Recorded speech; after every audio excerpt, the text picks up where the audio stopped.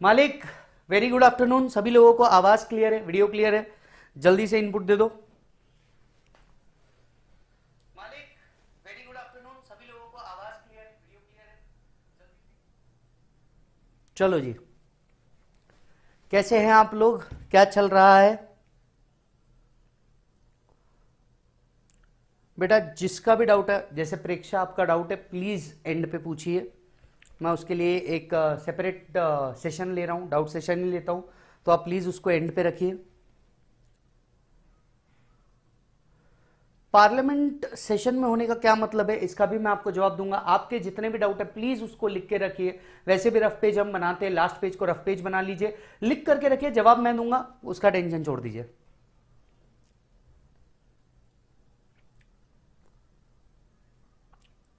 Done. पापा ठीक है, अभी आज थोड़ा सा नरम गरम इशू चालू है, but I think everything will be fine. आप लोगों की दुआ साथ में है, भगवान का साथ साथ में है, सारी चीज़ें बराबर होगी।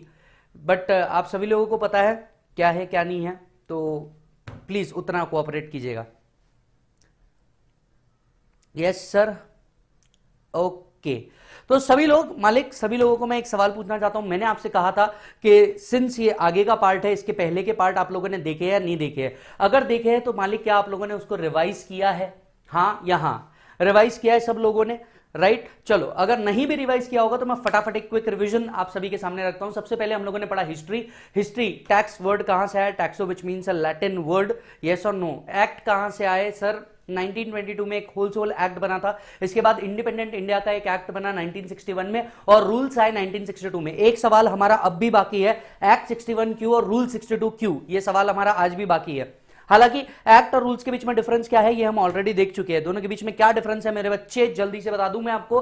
Act contain provision of law, वेराज rule contain implementation of law. बराबर है। दूसरी बात सर, इसके बाद हम लोगों ने देखा था कि क्या notification and circular. Notification is a communication of any change in rules, act, provisions, किसी भी तरीके का। 6 months before all notification, 6 months before exam all notification are applicable.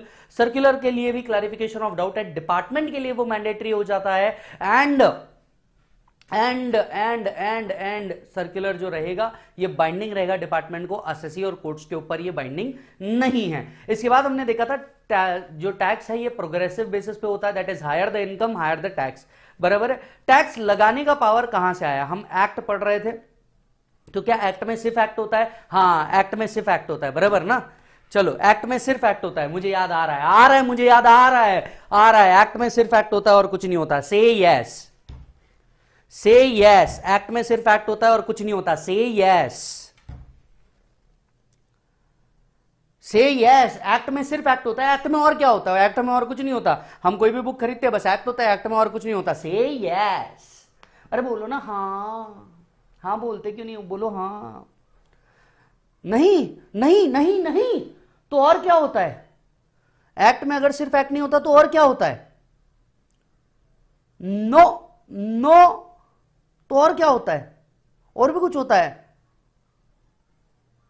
ओह साहब, सभी बोल रहे हैं नहीं, एक्ट में और भी कुछ होता है। हाँ, ये नालायक कौन है? सरचार्ज और सेस भी होता है। समृद्धि, नालायक, इसमें और भी कुछ होता है बेटा, वो है यस, शेड्यूल एंड अनेक्स्चर। आप सही पकड़े हैं। शेड्यूल क्या होता है सर? शेड्यूल के अंदर में फॉर्मेट्स या लिस्ट दी हुई होती है। अनेक्स्चर क्लैरिफिकेशंस करता है या चीजों को एक्सप्लेन करने की कोशिश करता है। Table of fees generally annexure के अंदर में कवर होती है। अच्छा, हाँ आ रहा है मेरे ध्यान में एक और सवाल आ रहा है। सवाल ये है कि एक्ट और केस लॉ अगर झगड़ ले तो पहले केस लॉ पढ़ेंगे, बराबर? एक्ट और केस लॉ अगर झगड़ ले तो पहले केस लॉ पढ़ेंगे। चलो फिक्स करते हैं, डन करते हैं इस बात को। से यस, से यस, एक्ट और केस लॉ झगड़ ले तो पहले हम केस लॉ पढ़ेंगे, फिर एक्ट पढ़ेंगे, और बस खत्म हो गया ना। और क्या करेंगे? ओहो, पहले एक्ट। बहुत बढ़ चढ़ के जवाब दे रहे हैं सभी लोग, बहुत मजा आ गया साहब, बहुत मजा आ गया। सबसे पहले क्या पढ़ेंगे? एक्ट पढ़ेंगे। एक्ट में कुछ नहीं मिला तो कहां जाएंगे? केस लॉ में जाएंगे। और केस लॉ में भी नहीं मिला तो हम कहां जाएंगे? कस्टम्स देखेंगे, जो कई सालों से फॉलो हो रहा है उस चीज को देखेंगे, और उस चीज के हिसाब से हम लोग आगे बढ़ेंगे। यस, अच्छा जी, इनकम टैक्स एक्ट में कितने सेक्शन है जल्दी से बताइए, अगर आपने रिवाइज किया है तो आप इसका जवाब जरूर देंगे। इनकम टैक्स एक्ट के अंदर में कितने सेक्शन है? हाँ 600 सेक्शन है इनकम टैक्स में, बोलो हाँ या हाँ, अरे बोलो जल्दी हाँ या हाँ। 600 सेक्शन है, 600। देखो सबके जवाब आ रहे हैं 600 पे, 600 सेक्शन है। ओहो साहब, सही में पढ़ के आए हो तुम लोग तो साले, जीवन में, सच में जीवन में पढ़ के आए हो तुम लोग तो, क्या बात है। बिल्कुल सही जवाब, 298 सेक्शन से इनकम टैक्स। अच्छा हाँ हाँ हाँ, एक मिनट एक मिनट, आ रहा है मेरे ध्यान में, आ रहा है मेरे ध्यान में। इनकम टैक्स में ना applicable to whole of India except Jammu and Kashmir, से yes or yes. Income tax applicable to whole of India except Jammu and Kashmir, से yes or yes. Income tax is applicable to whole of India except Jammu and Kashmir, से yes or yes. No, is it applicable to whole of India? Yes, because ये collect होता था कैसे बेटा? Land revenue के हिसाब से कलेक्ट होता था। ठीक है साहब। फिर हमें कल मिले थे किशन जी, याद आ रहा है आपको? किशन जी के घर पे हमने रेड मारी थी और हमें वो सब कुछ दिख गया था जो हमें नहीं देखना था। किशन जी ने हमसे सवाल पूछा, is there a constitutional validity, किस हक से तुम टैक्स कलेक्ट कर सकते हो? तो हम हक ढूंढने निकले। सबसे पहला आर्टिकल पढ़ा, आर्टिकल 265, जिसने हमसे बड़े सीधे कड़क और साफ शब्दों में कह दिया, no tax can be levied और collected except by authority of law. मतलब अगर किसी भी तरीके का टैक्स लेवी करना है या कलेक्ट करना है तो अथॉरिटी चाहिए जो लॉ बनाए और उस लॉ को गवर्न करे। अथॉरिटी कौन थी? आर्टिकल 245 में हम लोगों ने पढ़ा, अथॉरिटी थी मालिक आपका पार्लियामेंट। लेकिन पार्लियामेंट अगर सेशन में ना हो तो क्या हम कभी लॉ बना ही नहीं पाएंगे? इसके लिए हम लोगों ने देखा article 123 to the Indian constitution, जो कहता है कि अगर पार्लियामेंट सेशंस में ना हो तो प्रेसिडेंट्स प्रोमोलगेट कर सकते हैं क्या? ऑर्डिनेंस। और ऑर्डिनेंस भी लॉ का ही पार्ट बनता है जब तक कि पार्लियामेंट सेशंस में ना आ जाए या पार्लियामेंट इसे अप्रूव कर दे तो वो लॉ का ही पार्ट क्या हो जाता है? बन जाता है। इसके बाद हम लोगों ने देखे कि भैया पार्लियामेंट ने लॉ बना दिया, लॉ मेकर ने अपना काम कर दिया, अब लॉ इंप्लीमेंटर मतलब क्या? कि पार्लियामेंट एक बॉडी को ये काम सौंप देगा जिसे हम कहते हैं सबऑर्डिनेट लेजिस्लेशन। अब वो बॉडी कौन बनी? सीबीडीटी और सीबीआईसी। सीबीडीटी डायरेक्ट टैक्सेस को हैंडल करती है, that is central board of direct taxes, और CBIC indirect taxes and customs को हैंडल करती है। मालिक याद आ रहा है क्या आपको कुछ? अरे हाँ या हाँ, याद आ रहा है मालिक? अच्छा जी, आगे बढ़ते हैं। फिर हमने देखा कि बॉस कुछ पावर्स गए सेंटर को, कुछ पावर्स गए यूनियन, कुछ पावर गए स्टेट को, और कुछ दोनों मिलकर के हैंडल करते हैं। आर्टिकल 246 रीड विथ शेड्यूल 7, हमने देखा कि यूनियन के पास जो पावर है वो पावर है इनकम टैक्स कलेक्ट करने का अंडर एंट्री नंबर, अरे हाँ हाँ आ रहा है हाँ, एंट्री नंबर 92, हाँ हाँ entry number 92, correct correct correct, आ रहा है मेरे को याद आ रहा है, एंट्री नंबर 92 है ना? हाँ 92 नहीं 102 हाँ, एंट्री नंबर याद नहीं आ रही यार, याद आ रही है। अरे वही एंट्री नंबर जिससे वो एग्रीकल्चर पे भी हम टैक्स कलेक्ट कर सकते हैं। अरे रे हाँ हाँ, अरे आप लोग तो 82 कह रहे हो, 82 है, 92 है, 82 है, 82 तो तुम बोल रहे हो इसलिए मान लेता हूं। चलो बिल्कुल सही जवाब, entry number 82 to the union list. पर क्या इसमें एग्रीकल्चर भी कवर होता है? जल्दी जल्दी जवाब दो ना, तुम कमेंट बड़े धीरे कर रहे हो। क्या इसमें एग्रीकल्चर भी कवर होता है? हाँ या हाँ? नहीं कवर होता। वहां पे लिखा था taxes on income other than on agriculture. तो क्या एग्रीकल्चर पे टैक्स कलेक्ट नहीं हो सकता? ना मुन्ना ना, एग्रीकल्चर पे टैक्स कलेक्ट हो सकता है। कौन करेगा? State government. Entry number 46, entry number 46 to the state list. बहुत बढ़िया बेटा, आप लोग एक्टिव हो, जवाब दे रहे हो और बहुत अच्छे जवाब दे रहे हो, मुझे इस बात की बड़ी खुशी है। मतलब आप लोग आज पढ़ के आए हो जो बहुत जरूरी है। ठीक है सर। इसके बाद हम लोगों ने देखा कि वह सीबीडीटी सीबीआईसी। तो कल तक हमें कितने वर्ड पढ़ने हैं? ध्यान से सुन लीजिए, हमें 4 ही वर्ड पढ़ने हैं, ज्यादा नहीं पढ़ने हैं, हमें 4 ही वर्ड पढ़ने हैं। पहला वर्ड है इनकम, दूसरा वर्ड है टैक्स, एक्ट 1961। इसमें से एक्ट को हमने तोड़ फोड़ करके रख दिया। आपको हमारा मंत्र तो याद होगा, पढ़ो तो हद कर दो वरना प्रोग्राम रद्द कर दो, एक्ट को तोड़ताड़ कर दी। फिर हम घुसे कहां पे, टैक्स वर्ड को समझने के लिए। हमने टाइप ऑफ टैक्सेस समझे। टाइप ऑफ टैक्सेस कितने थे, दो, direct indirect. Direct taxes CBDT handle करता है, इनडायरेक्ट टैक्सेस सीबीआईसी हैंडल करता है। सीबीडीटी किन किन तरीके के डायरेक्ट टैक्सेस को हैंडल किया करता था, income tax, wealth tax, estate duty, gift tax, जिसमें से बचे हुए 3 को क्या कर दिया, अबॉलिश कर दिया, और आज के तारीख में सिर्फ इनकम टैक्स चल रहा है। और इनडायरेक्ट टैक्सेस सीबीआईसी, इसमें as of now GST and customs हम लोग कवर कर रहे हैं, ठीक है। इस तरीके से आपका पूरा पोर्शन बनता है। टैक्सेस और ड्यूटीज के बीच में मेजर फर्क क्या है, ड्यूटीज जनरली गुड्स के ऊपर इंप्लाई की जाती है और बाकी सब चीजों के ऊपर टैक्सेस इंप्लाई किए जाते हैं, हेंस इनकम टैक्स एक्ट 1961 बना। थोड़ा सा आगे बढ़ते हैं, यहां तक का सभी लोगों को क्लियर, रिवाइज हो गया, यहां तक के हमने पढ़ा है। कोई बच्चा आज से ज्वाइन हो रहा होगा, पहली बार मुझे देख रहा होगा, 2 बातें बड़ी क्लियर कर दूं। पहला तो डरना मत, ठीक है। दूसरा, अगर आपने नहीं भी किया होगा तो इसके पहले का प्रोविजन बिल्कुल आराम से अच्छे से पढ़ के आ जाना, ठीक है। चलो सेट, आगे बढ़ते हैं। हमने पेज नंबर 1 नोट्स का पढ़ लिया था, पेज नंबर 2 नोट्स का कंप्लीट कर लिया था। पेज नंबर 3 के ऊपर आइए सभी लोग, स्कोप ऑफ इनकम टैक्स के ऊपर आइए। अब मैं आपसे एक सवाल पूछता हूं यहां तक के नॉलेज के बेसिस पे, क्या आपको सिर्फ इनकम टैक्स पढ़ना है? Answer is no. Income tax पढ़ते वक्त स्कोप, इसके अंदर क्या क्या पढ़ना है, स्कोप मतलब इसके अंदर क्या क्या पढ़ना है इनकम टैक्स के अंदर। अब जवाब आप देंगे, क्या हमें इनकम टैक्स पढ़ना है? यस। क्या हमें इनकम टैक्स रूल्स पढ़ने हैं? यस। क्या हमें नोटिफिकेशन पढ़ना है? यस। क्या हमें सर्कुलर पढ़ना है? यस।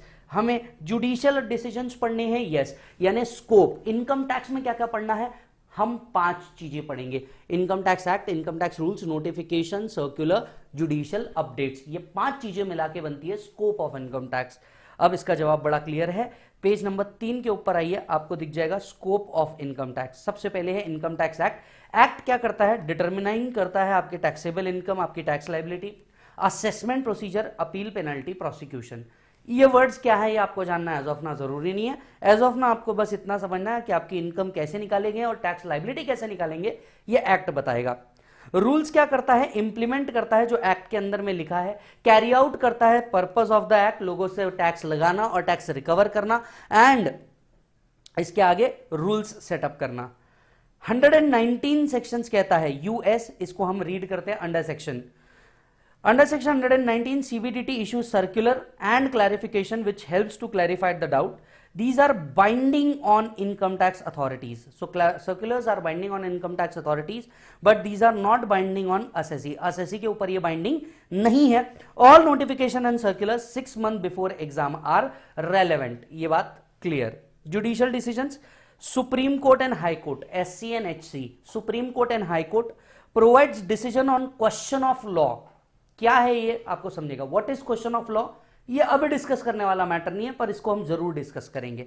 बस ये समझ लीजिए, हाई कोर्ट और supreme court question of law पे बात करते हैं। Decision of supreme court became the law of land. I think हम लोग ये लास्ट टाइम में डिस्कस कर रहे थे कि सुप्रीम कोर्ट ने अगर कोई डिसीजन दे दिया तो वो कानून बन जाता है। छोटा सा एग्जांपल देख लीजिए, राम मंदिर के लैंड का जो इशू था, जो अराउंड 500 ईयर्स से पेंडिंग था, द मोमेंट सुप्रीम कोर्ट का डिसीजन आ गया, ये लॉ ऑफ लैंड बन गया और ये मैटर खत्म हो गया।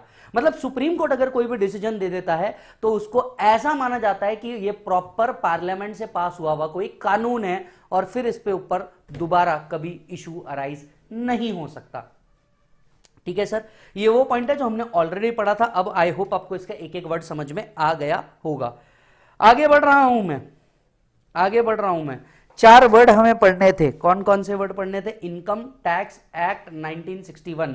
अब मैं इस वर्ड पे आ रहा हूं 1961 वाले। ठीक है, सभी लोग ready? Are you ready?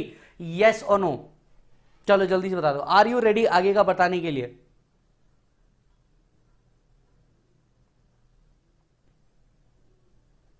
Are you ready?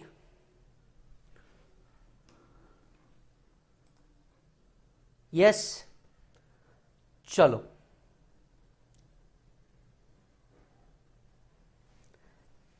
Done sir. So everyone is ready. अब 1961 का लॉ, अब जरा ध्यान से सुनना, अब मेरी बात ध्यान से सुनना सभी लोग, ठीक है? सर 2 साल पुरानी मैं शर्ट नहीं पहनता, 2 साल पुरानी मैं गाड़ी नहीं चलाता, 2 साल पुराने मैं गैजेट्स यूज नहीं करता, 2 साल पुरानी, तो 1961 का लॉ मैं 2020-21 में पढ़ रहा हूं, इसका क्या लॉजिक है? 1961 का लॉ मैं 2021 में पढ़ रहा हूं, ऐसा क्यों? अरे भैया इतना पुराना लॉ, मतलब जब मैं पैदा नहीं हुआ था, शायद मेरे डैड भी नहीं हुए होंगे, उनके डैड भी नहीं हुए होंगे, if any, depending upon person to person, तो इतना पुराना कानून हम आज भी चला रहे हैं, भैया ऐसा क्यों? ये मन में सवाल उठना चाहिए कि 1961 का लॉ हम आज भी पढ़ रहे हैं, ऐसा क्यों हो रहा है? क्यों आपने ये नहीं पूछा अपने फाउंडेशन के अंदर में ही अपने लॉ टीचर से कि साहब हमें इतना पुराना लॉ, 1800 समथिंग का लॉ आप आज पढ़ा रहे हो, 1932 का पार्टनरशिप एक्ट आप में आज पढ़ा रहे हो, जब हम इतना रैपिडली चेंज कर रहे हैं तो आप हमें क्यों इतना बढ़ा रहे हो? आगे पूछो ना, क्यों 1961 का लॉ 2021 में पढ़ना?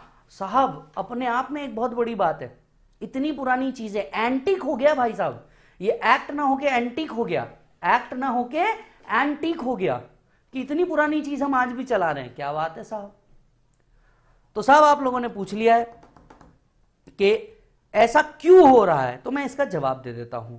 सर 1961 का लॉ हम आज भी पढ़ रहे हैं क्योंकि लॉ चेंज नहीं हुआ, लॉ में समय समय पे आए अमेंडमेंट्स। ये वर्ड आपने जरूर सुना होगा, देखा होगा, पढ़ा होगा। आज हम इसके ऊपर डिस्कस करने वाले हैं, अमेंडमेंट्स के ऊपर। किसके ऊपर डिस्कस करने वाले हैं मालिक?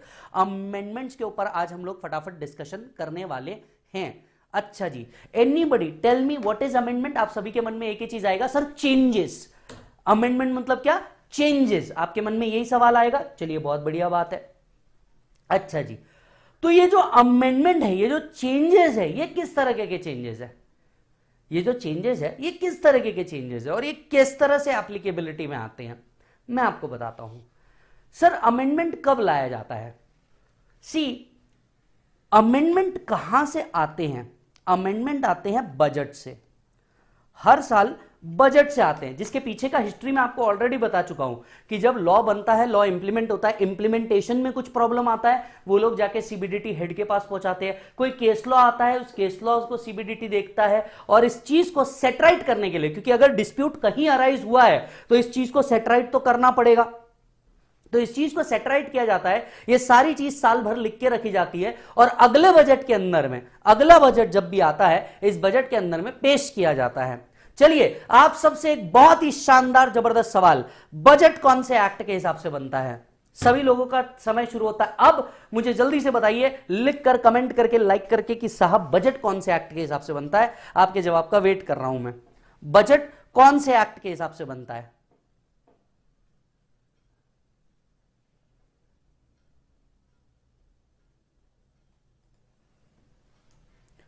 बजट कौन से एक्ट के हिसाब से बनता है? बहुत सही जवाब दिया जीजी ने, फाइनेंस एक्ट। बहुत बढ़िया। Anuja no information. प्रिंस कह रहे हैं फाइनेंस एक्ट, प्रितेश कह रहे हैं फाइनेंस एक्ट। बहुत शानदार चल रहे हो बेटा, बहुत शानदार चल रहे हो। सागर जी भी कह रहे हैं फाइनेंस एक्ट। ओहो साहब क्या बात। Income tax act, Atul Kulkarni साहब कह रहे हैं इनकम टैक्स एक्ट। ओए भाई साहब, अविनाश कह रहे हैं fiscal responsibility and budget management act. ठीक है साहब, finance act, finance act, finance act. और जिन जिन लोगों ने जवाब दिया है फाइनेंस एक्ट, मैं उन लोगों को बता दूं इसमें से सिर्फ अविनाश करेक्ट है। फाइनेंस एक्ट से बजट नहीं बनता। सर कैसी बातें कर रहे हो आप? मैं सही कर रहा हूं, आप सही हो जाइए। आज जाना अपने जितने भाई दोस्त यार रिश्तेदार है सबसे पूछना, मतलब बता बजट कौन से एक्ट के हिसाब से बनता है? वो बोलेगा फाइनेंस एक्ट। ऐसा टपली पे माने चल झूठे कहीं के। गूगल ओपन कर लीजिएगा, आपको पता चल जाएगा। बजट बनता है fiscal responsibility and budget management act से। पूरी बात सुनिएगा। बजट बनता है FRBM एक्ट के हिसाब से। FRBM का फुल फॉर्म होता है fiscal responsibility and budget management act के हिसाब से। वैसे मैं आपको बता दूं, टीसीएस का यह क्वेश्चन भी था। जी हां, टीसीएस एंड महिंद्रा के इंटरव्यू क्वेश्चन है कि बजट कौन से एक्ट के हिसाब से बनते हैं।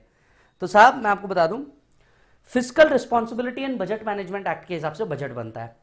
खैर आज तक के तो आप लोगों ने देखा नहीं होगा, बट अभी फरवरी के अंदर में बजट आएगा ही 2021 का, वो आप देखिएगा। खैर मई 21, जून 21 या दिसंबर नवंबर 21 के लिए वो बजट एप्लीकेबल नहीं होगा, उसके डिटेल्स में अभी आपको बताता हूं। तो इस बार के जब भी बजट आएगा उसको देखना जरूर, आपको मजा आएगा और समझ में आएगा जो बातें मैं आपसे करूंगा उसकी। बजट जो होता है ये कब निकलता है, एक समय हुआ करता था कि बजट आता था 28 फरवरी यानी कि मेरे बर्थडे के दिन, लेकिन इसे चेंज किया गया, इस ब्रिटिश प्रैक्टिस को चेंज किया गया और अब जो बजट आता है ये आता है 1 फरवरी एवरी ईयर। तो हर साल 1 फरवरी को क्या आता है, बजट लेके आते हैं। बजट कौन लेकर के आता है, बजट लेकर के आते हैं फाइनेंस मिनिस्टर, जो भी फाइनेंस मिनिस्टर होते हैं वो बजट लेकर के आते हैं। क्या खास रहा है कुछ पिछले सालों में बजट में, बजट हमेशा पहले एक ब्रीफ केस में आता था। इट वॉज श्री निर्मला सीतारमन जी जिन्होंने इसे लाल कपड़ों में लाना शुरू कर दिया, हिंदू ट्रेडिशन को दिखाते हुए कि भैया हम बहीखाते जो लाते हैं ये लाल कपड़ों में रखा जाता है दिवाली में, तो उन्होंने भी पिछले बार लाल के अंदर में लेकर के आया था। खैर अगर 2 दिन पहले की न्यूज बताऊं तो निर्मला सीतारमन जी कह रही हैं कि अब तक 100 ईयर्स में कभी ऐसा बजट नहीं आया होगा, हम ऐसा बजट इस साल प्रिपेयर करने जा रहे हैं। पता नहीं अब दीदी क्या नया लेके आ रही है, यस और नो। अच्छा जी, अब मैं आपको बताता हूं कि बजट जो आते हैं कितने प्रकार के होते हैं। बजट जब बनता है ना तो इसमें सिर्फ डायरेक्ट टैक्स और इनडायरेक्ट टैक्सेस का पार्ट कवर नहीं होता, इसमें एग्रीकल्चर, हेल्थ या बाकी सेक्टर्स से रिलेटेड भी डिटेल्स दी जाती है। यस, अब तक का सबसे बड़ा बजट नंबर ऑफ आवर्स के हिसाब से ये निर्मला सीतारमन जी ने ही डिलीवर किया हुआ है। यस, अब तक का सबसे लंबा बजट जो ऑलमोस्ट टेंटेटिवली 2 घंटे तक के पहुंचा था। टेंटेटिवली, सारे डिस्कशन एंड ऑल मिला के बोल रहा हूं मैं आपको। जी हां, इसमें हर सेक्टर की डिटेल होती है। सर मुझे भी देखना है बजट कैसा दिखता है, कैसा लिखा हुआ होता है, कोई बात नहीं, आप budget.nic.in पे जा सकते हैं, ये इसकी ऑफिशियल वेबसाइट है। जी हाँ, ये इसकी ऑफिशियल वेबसाइट है budget.nic.in, या गूगल पे भी डाल करके आप इंडिया बजट डालोगे तो इंडिया budget.nic.in नाम की वेबसाइट ओपन होगी, वही ऑफिशियल वेबसाइट है और पिछले जितने सालों के जो बजट आए हैं उस वेबसाइट के ऊपर डिजिटल डेटा अवेलेबल है। यस, अच्छा जी, सर मुझे एक बात बताइए, बजट कितने प्रकार के होते हैं, राइट? कॉस्टिंग में ये जो आपको पढ़ाया जाएगा इससे थोड़ा अलग है, ध्यान से सुनना। बजट 2 प्रकार के होते हैं, एक होता है बेटा फाइनल बजट और दूसरा होता है बेटा इंटरिम बजट। बजट 2 प्रकार के होते हैं, एक होता है फाइनल बजट, दूसरा होता है इंटरिम बजट। दोनों के बारे में आपको समझना जरूरी है। इंटरिम बजट किस साल आता है, जिस साल इलेक्शंस होते हैं, अदरवाइज हर साल फाइनल बजट आता है। जिस साल इलेक्शंस होते हैं उस साल इंटरिम बजट आता है। और इंटरिम बजट क्या करता है, सबसे पहले वो 6 महीने के लिए होता है, जैसे ही फिर इलेक्शन हो जाता है न्यू गवर्नमेंट अपना बजट पेश करती है। जैसे कि 2019 का आप साल ले लीजिए, 2019 के अंदर में इलेक्शंस हुए, राइट? तो एक बजट आया 1 फरवरी को, और दूसरा बजट री इलेक्ट होने के बाद मोदी गवर्नमेंट ने लेके आया था 5 जुलाई को। तो इंटरिम बजट लाया जाता है जिसकी वैलिडिटी आप ऐसा समझ लीजिए 6 महीने की होती है मैक्सिमम, राइट? दूसरा होता है फाइनल बजट, ये एवरी ईयर आता है, बराबर है। अब वो इंटरिम बजट हो या फाइनल बजट हो, इसमें क्या होते हैं, चेंजेस होते हैं, changes in respect to finance act.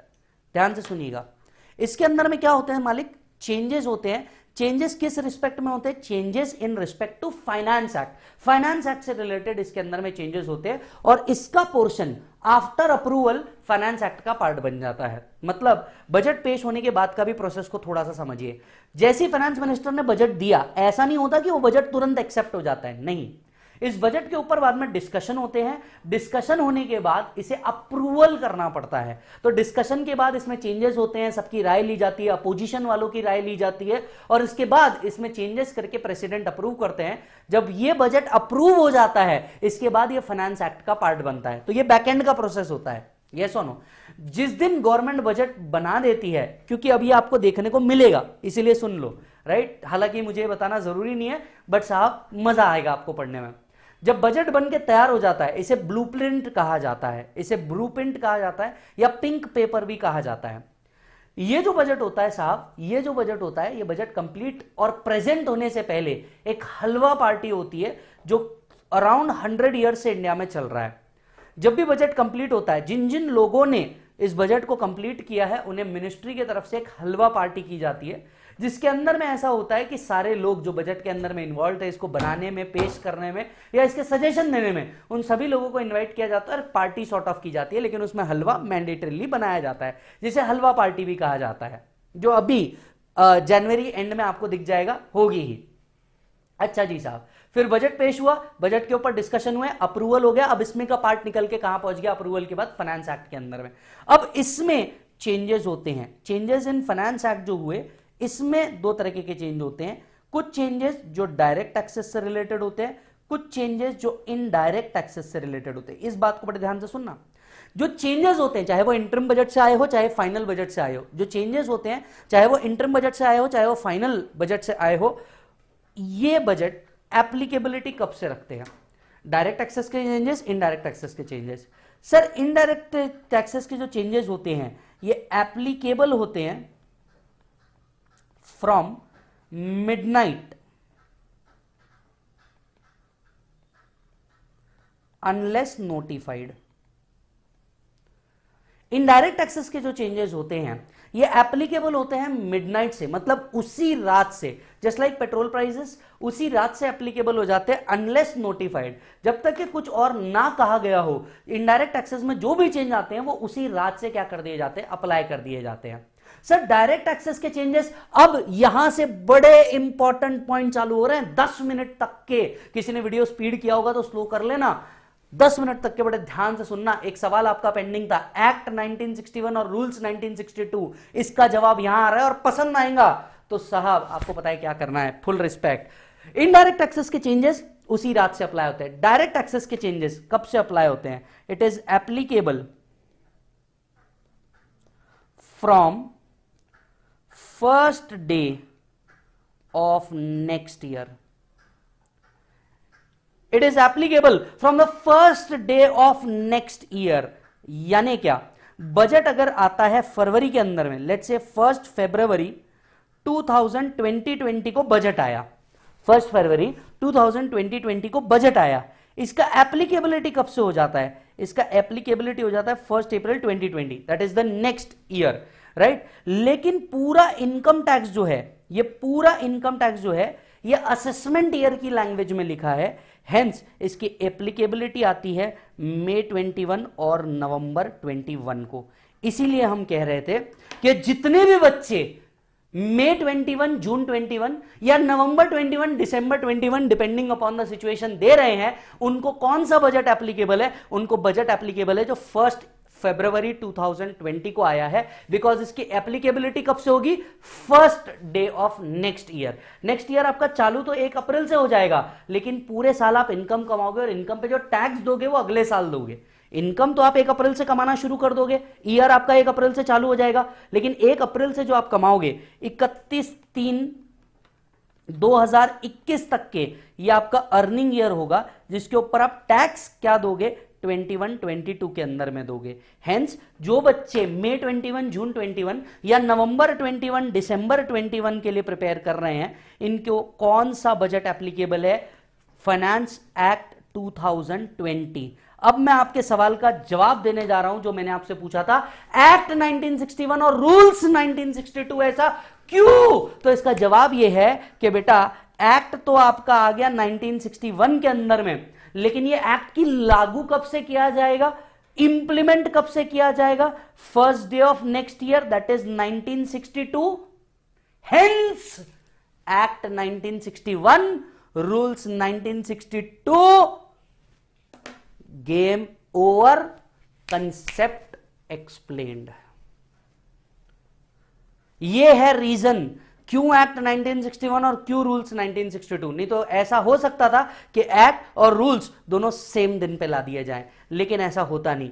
Act 1961 में आया तो इसका एप्लीकेबिलिटी 1962 से आएगा, क्योंकि पूरा इनकम टैक्स आने वाले साल में लिखा हुआ है, क्योंकि साल भर तो आप इनकम कमाओगे, पूरी इनकम जानने के बाद उस पर टैक्स दोगे ना, तो इसी के लिए यह बात है। और भाई जब आप अपने किसी भी सीनियर से, भाई से, रिश्तेदार से ये चीज पूछोगे और उसको नहीं पता होगा, उसको ये रीजन बताना, उसकी आंख में आंसू आ जाएगा और बोलेगा भाई रिस्पेक्ट, ये रीजन है साहब।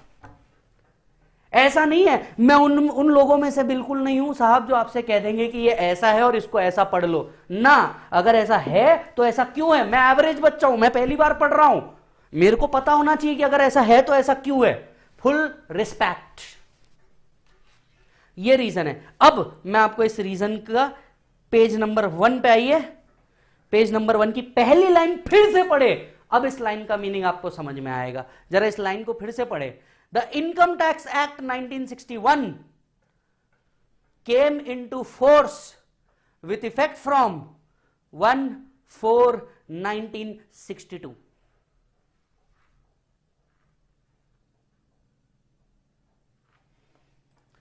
आया ध्यान में कि दुकान में? आया ध्यान में मालिक? ये है साहब इसका रीजन, जो मैं आपको इतने देर से लटका के रखा हूं ना कि एक्ट 1961, रूल्स 1962, ऐसा क्यों? देखिए, इन पूरे लेक्चर्स के दौरान जब तक आप मेरे साथ है, ऐसा कई बार होगा कि कई चीज ऐसी होगी जो मैं आपको बोलूंगा बेटा ये रोक के रखो, कुछ आगे कनेक्ट होने वाला है। तो बस आपने उस टाइम पे ये मान लेना कि ये कनेक्ट कर दूंगा, क्योंकि अगर तुम्हें कुछ याद नहीं भी होगा तो ये मैं याद दिला दूंगा, ये गारंटी मेरी, बराबर है। पर एक बात को मैं बहुत श्योर करूंगा कि साहब टाइम ज्यादा लगे चलेगा, पर क्वालिटी मतलब क्वालिटी रहनी चाहिए, कि नेक्स्ट टाइम किसी ने सवाल पूछा तो तुम्हारे को बाय डिफॉल्ट के अंदर में वो चीज पता रहनी चाहिए कि ऐसा क्यों है। हेंस बेटा एक्ट 1961, रूल्स 1962 क्यों ऐसा होता है, इसका रीजन है ये कि direct tax first day of next year से लागू किया जाता है। साल भर तो आप लागू 1 अप्रैल से हो जाएगा, लेकिन इनकम कमाते आप टैक्स दे दोगे क्या? नहीं, पूरे साल भर इनकम कमाओगे और इसकी एप्लीकेबिलिटी नेक्स्ट ईयर आएगी। हेंस जो बच्चे मई जून 21 या दिसंबर 21 दे रहे होंगे, नवंबर दिसंबर 21 दे रहे होंगे, इनको जो एप्लीकेबल है वो है फाइनेंस एक्ट 2020। इस बात को मैंने यहां पे भी लिखा हुआ है, डोंट वरी, आपको लिखने की जरूरत नहीं है। पेज नंबर 4 पे आइए, पेज नंबर 4 पे आइए, एनुअल अमेंडमेंट्स यहां पे लिखे हुए हैं। Every year along with budget a finance bill is presented, word को ध्यान से देखिएगा, along with budget a finance bill is presented, the provision of such finance act are thereafter incorporated in income tax act. फिर जो उसकी provision है वो बाद में इनकम टैक्स एक्ट के अंदर में इंट्रोड्यूस की जाती है। Direct taxes amendment are effective from first day of next year unless specified otherwise. Indirect tax amendments are effective from midnight unless specified otherwise. अब जीएसटी आने के बाद क्या होता है? जीएसटी आने के बाद जीएसटी की काउंसिल मीट्स होती है, तो जीएसटी में कई मल्टीपल टाइम्स अमेंडमेंट आ सकते हैं, क्योंकि अब वो बजट के थ्रू डील नहीं होता, जीएसटी काउंसिल मीट के थ्रू डील होता है। तो जब आप जीएसटी पढ़ोगे तब आप देख ही लोगे कि वो जीएसटी काउंसिल मीट के थ्रू डील होता है, तो आप वहां देखोगे। आप लोगों को जो एप्लीकेबल है यहां पे लिख के रखें, सभी लोग यहां पे लिख कर रखना, फॉर मई/जून 21 और नवंबर/दिसंबर 21 फाइनेंस एक्ट 2020 इज एप्लीकेबल।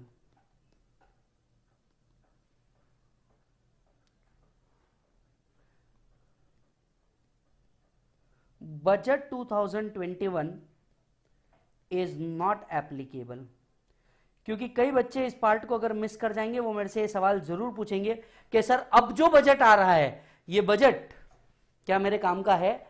तो इसका जवाब है नहीं, ये बजट आपके काम का नहीं होगा।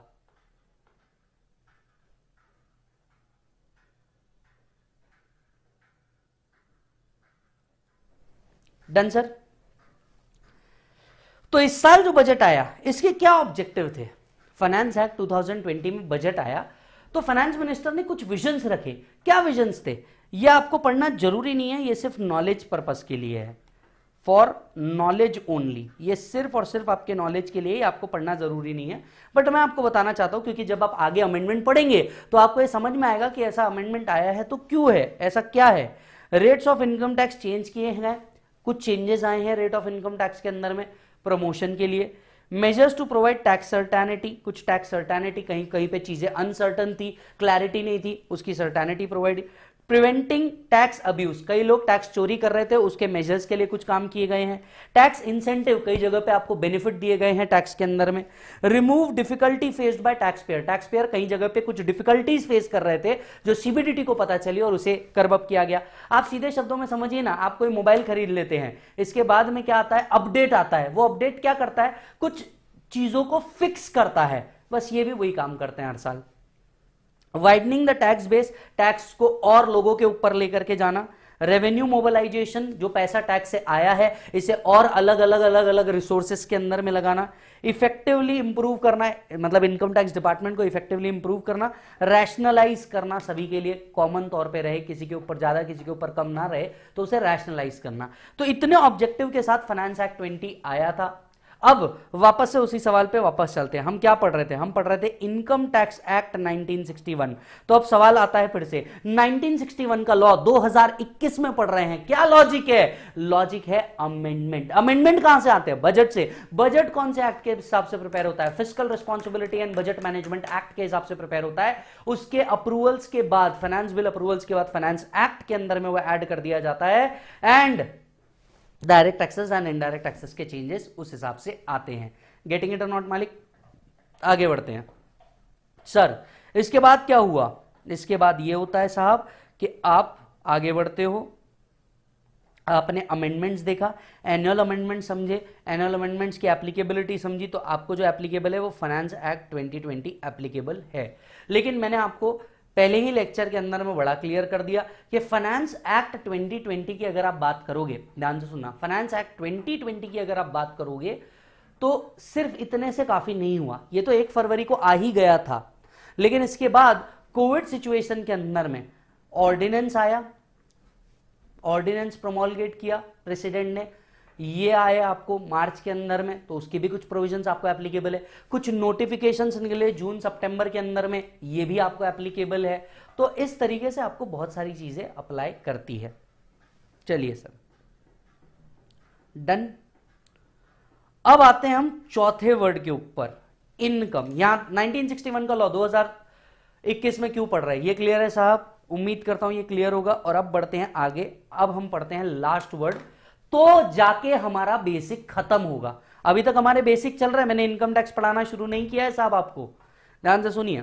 इनकम, इनकम, इस वर्ड को सुनते ही आपके मन में एक ख्याल आता है कमाई, और कई ख्याल आते हैं कमाई से रिलेटेड जो मेरे अंदर भी आ रहे हैं और आपके अंदर में भी आ रहे हैं। तो चलो आज डिस्कस करते हैं। फोन अपने हाथ में रखिएगा क्योंकि मल्टीपल टाइम आपको कमेंट करने की जरूरत पड़ेगी, जब कहूंगा तभी कमेंट करना, ठीक है? ताकि आपको कुछ समझ रहा है कि नहीं, ये मेरे तक के पहुंचे। इनकम, इनकम मतलब कमाई। कमाई किस तरह की? कमाई किस तरीके की? क्या हम सिर्फ लीगल कमाई की बात कर रहे हैं या इनलीगल कमाई की भी बात कर रहे हैं? क्योंकि वहां पे लिखा है इनकम, तो इनकम मतलब क्या, सिर्फ लीगल या इनलीगल? तो चलिए एक एग्जांपल देता हूं। मैं हूं सुल्तान मिर्जा, राइट? लोगों का मर्डर कर सकता हूं मैं, या किसी भी तरह की स्मगलिंग कर सकता हूं मैं, या कोई और चीज जो इनलीगल कही जाती है उनका धंधा करता हूं मैं। पैसे आए, क्या ये मेरी इनकम है और इसके ऊपर टैक्स देना है? दूसरा, कई लोग कहते हैं मुझे ड्रग दो, ड्रग दो, ड्रग दो, इन लोगों को मैं ड्रग देता हूं, पैसे आए, क्या इसके ऊपर मुझे टैक्स भरना है? अभी जवाब मत दीजिए, मैं जब आपसे जवाब मांगूंगा तभी मांगूंगा, तभी देना है। तो वो कहते हैं मुझे ड्रग दो, ड्रग दो, ये दो, वो दो, उनको मैं बेचता हूं, मुझे पैसे आए, क्या ये मेरी इनकम है? तीसरा, आपको तो पता है अपने के शौक बड़े, अपन लॉटरी खेलते, लॉटरी खेल करके पैसा आया, क्या ये मेरी इनकम है? मैं कौन बनेगा करोड़पति के गेम में गया, गेम खेला, मैं पैसे जीता, क्या ये मेरी इनकम है? मैं एक दिन एक बाबा के पास गया, बाबा बड़े गुफा उफा में बैठे थे, आपको तो पता है गुफा उफा वाले बाबा। मैं गुफा उफा वाले बाबा के पास गया, बाबा, बाबा ने जा बेटा तेरा कल्याण हो, राइट? उनने कहा कि लाल कलर का स्कूटर ले ले, कृपा आनी शुरू हो जाएगी। मैंने बोला ओके बाबा, बाबा को 500 रुपए दे दी। क्या बाबा के लिए वो इनकम है? सोचिए, इन सारे पॉइंट को सोचिए। आपके आजू बाजू अगर कोई दोस्त भाई यार रिश्तेदार बैठा होगा तो उससे भी बात कीजिए कि क्या ये इनकम हो सकता है। एक दिन मैं रास्ते में जा रहा था, भेलपुरी खा रहा था, अचानक नीचे 2000 का नोट पड़ा हुआ दिखा, मैंने 2000 का नोट उठाया, जेब में डाल दिया, क्या ये मेरी इनकम है? पांचवा सवाल, मेरे घर के अंदर में रद्दी पड़ी थी, बराबर है। फाउंडेशन में पास होने वाला हूं ये मुझे पता था, मैंने पुरानी बुक्स उठा करके बेच दी, मॉड्यूल पुराने उठा करके बेच दिया, क्या ये मेरी इनकम है? मैंने मेरा पुराना मोबाइल OLX पे बेच दिया, क्या ये मेरी इनकम है? एक दिन हम ये कोर्स कर रहे थे, कोर्स करने पैसे की जरूरत पड़ी, पापा ने बचपन में सोने का दांत डलवाया था, वो सोने का दांत बेच मारा, क्या ये मेरी इनकम है? मैं साल भर के अंदर में, हम लोग रेलवे वैगन्स बनाते हैं, हम लोग एरोप्लेन्स बनाते हैं, और साल भर में सिर्फ एक सेल हुआ, क्या ये मेरी इनकम है? हम है तिरुमला तिरुपति देवस्थानम ट्रस्ट, शिरडी साईं संस्थान ट्रस्ट, कोल्हापुर लक्ष्मी माता ट्रस्ट, हमें लोग वॉलेंट्री डोनेशन देकर के जाते हैं, डब्बे में पैसे डाल के जाते हैं, क्या भगवान के लिए वो इनकम है? वो डोनेशन तो भगवान को दे रहे हैं, क्या भगवान के लिए वो इनकम है? सोचिए इस पॉइंट्स के ऊपर कि हम इनकम को किस प्रारूप में देखना चाहते हैं। यहां पे मैं जॉब कर रहा हूं, सैलरी आ रही है, क्या ये मेरा इनकम है? सोचिए सोचिए सोचिए, पहले 2 मिनट सोच लीजिए। मैं जितने एग्जाम्पल आपके सामने खड़े कर रहा हूं, एक एक एग्जाम्पल के ऊपर हम डिस्कस करेंगे। यस, बताइए। मैं एडवर्टीजमेंट्स करता हूं, मैं क्रिकेट खेलता हूं, मैं मूवी में हूं, पैसे कमाया, क्या ये मेरी इनकम है? सारे एग्जाम्पल्स आपने सुन लिए, अब एक एक करके एक एग्जाम्पल पे बात करते हैं। सबसे पहला एग्जाम्पल पे हम लोग बात करते हैं, ठीक है? सबसे पहले एग्जाम्पल पे, पहला एग्जाम्पल है सुल्तान मिर्जा या किसी भी तरह की इलीगल एक्टिविटी, ड्रग्स बेचना या फिर मर्डर करके पैसा कमाया, हफ्ता लेके पैसा कमाया, क्या ये मेरी इनकम है? स्मगलिंग करके पैसा कमाया, क्या ये मेरी इनकम है?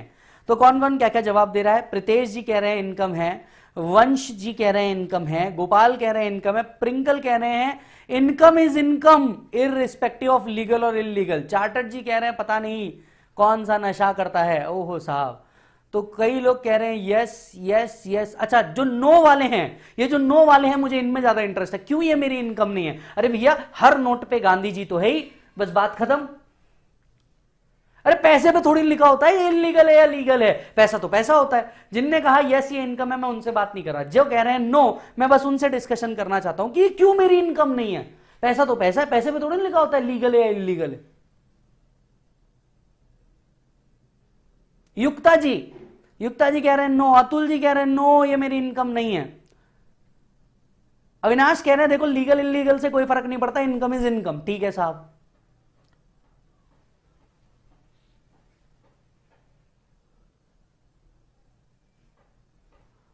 बताओ साहब।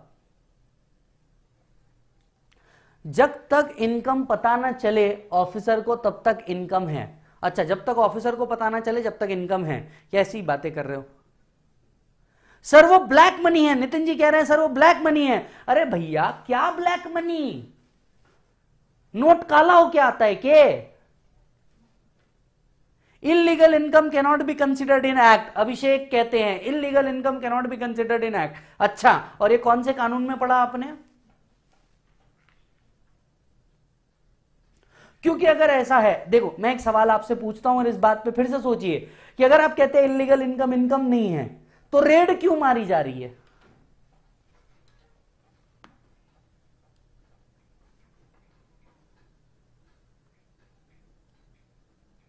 इनकम है बट टैक्स नहीं लगेगा। बहुत बढ़िया साहब, बहुत सही जवाब, बहुत सही जवाब। इनकम है पर टैक्स नहीं लगेगा, तो हम उसे डिस्कस क्यों कर रहे हैं? Illegal income can not be considered in income tax act. अच्छा जी साहब, यह आपने इनकम टैक्स में पढ़ा। Both are taxable. अब देखिए, मैं आपसे ये सवाल ही नहीं पूछ रहा हूं टैक्सेबल है या नहीं। सबसे पहले इस बात को समझिए, मैं आपसे ये सवाल ही नहीं पूछ रहा हूं ये टैक्सेबल है या नहीं, मैं आपसे पूछ रहा हूं ये इनकम है या नहीं। टैक्सेबल है या नहीं हम ये बाद में डिस्कस करेंगे, ये इनकम है या नहीं। कंसिडर, इनकम है तभी टैक्स है। अच्छा जी साहब, गौरी कह रही है इनकम है तभी टैक्स है।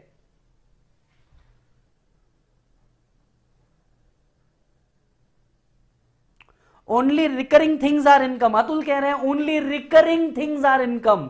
तो अच्छा, इस पॉइंट को याद रखिए अतुल जरा।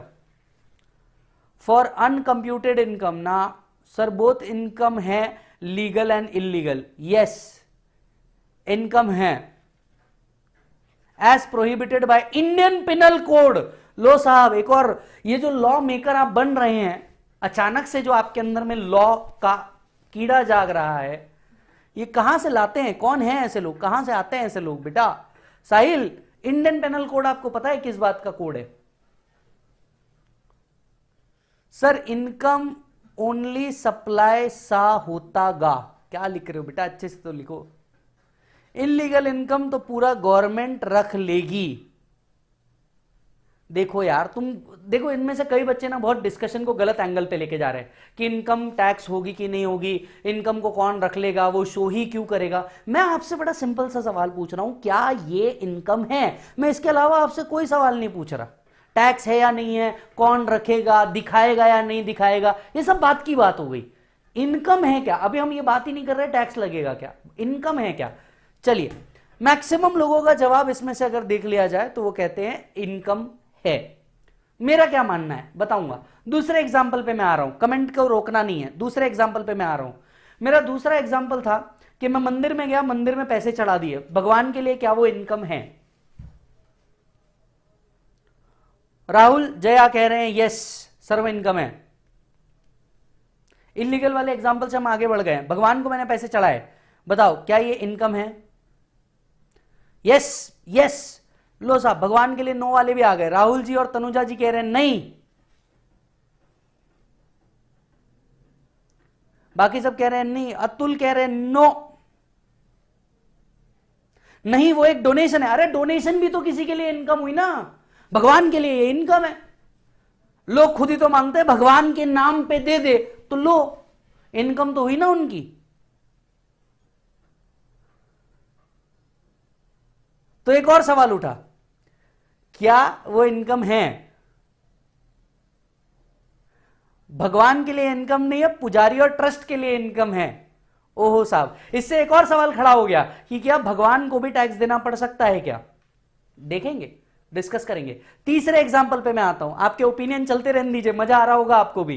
तीसरा चीज हम लोगों ने जो बात करी थी, मैंने OLX पे अपना मोबाइल बेचा, OLX पे अपनी किताबें बेच दी, लेट से, या रद्दी में अपनी किताबें बेच दी। अब बताइए ये इनकम है? देखिए आप लोग बहस मत कीजिए, आप सिर्फ अपना ओपिनियन रखिए। रद्दी में किताबें बेची, OLX पे मोबाइल बेचा, क्या ये इनकम है? जल्दी जल्दी कमेंट करते जाओ, जल्दी जल्दी, रोकना नहीं है। यस, मैक्सिमम बच्चे इसे यस कह रहे हैं कि हां सर ये तो इनकम हम मान रहे हैं। बहुत बढ़िया बेटा। अच्छा मुझे एक बात बताओ, इसी से एक और क्वेश्चन को ट्रिक कर देता हूं। मैंने मोबाइल चुराया, OLX पे बेच दिया, अब ये इनकम है क्या? अब आप क्या गेम खेलोगे मालूम है? अब बोलोगे नहीं सर ये तो इलीगल है सर। क्यों? OLX पे बेचते वक्त तुम्हें कौन सा बिल मांगा जाता है?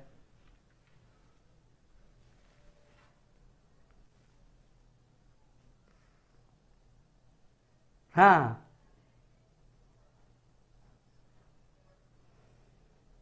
चलिए सवाल को और आगे बढ़ाता हूं, सवालों को और आगे बढ़ाता हूं। बहुत मजा आ रहा है साहब, शानदार।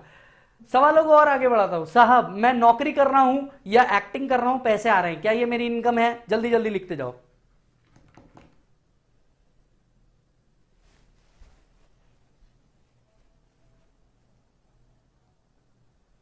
चलिए ये भी मेरी इनकम है। क्या बात है, बहुत शानदार जा रहे हो, बहुत शानदार जा रहे हो।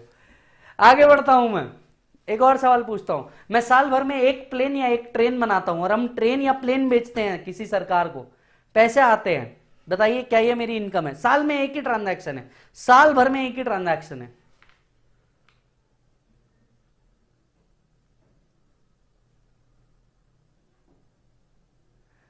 चलिए साहब ये भी इनकम है। बहुत शानदार है, सही जा रहे हो, बहुत सही जा रहे हो बेटा। सवाल लास्ट, रास्ते से जा रहा था, भेलपुरी खा रहा था और अचानक मुझे 2000 का नोट दिखा, मैंने उठाया जेब में डाल दिया, क्या ये मेरी इनकम है? रास्ते से जा रहा था, भेलपुरी खा रहा था और 2000 का नोट मिला, क्या ये मेरी इनकम है? देखिए इस बात पे हम डिस्कशन नहीं कर रहे कि कौन दिखाएगा, कौन शो करेगा, वो उस पर टैक्स कौन देगा, इनकम है या नहीं है? No, yes. चलो साहब, प्रीतेश, प्रिंग, करण, नैन्सी, प्रीतेश, सब लोग जवाब दिए जा रहे। गौरी, अनुजा, गोपाल, दर्शन, ओहो क्या बात है साहब, भरमार लगा दी तुमने कमेंट की नहीं।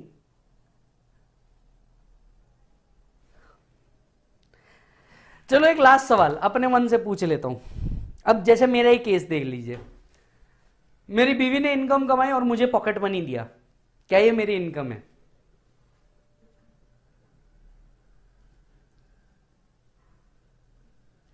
बताइए क्या ये मेरी इनकम है?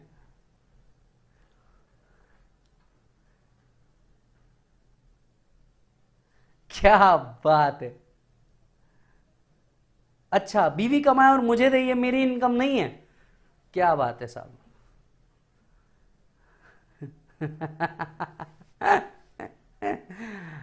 सोचो अगर हम लाइव क्लास में बैठे होते, वैसे तो हम बैठे ही है, लेकिन आपकी शक्ल मुझे देखने को मिलती तो कितना मजा आ जाता ना।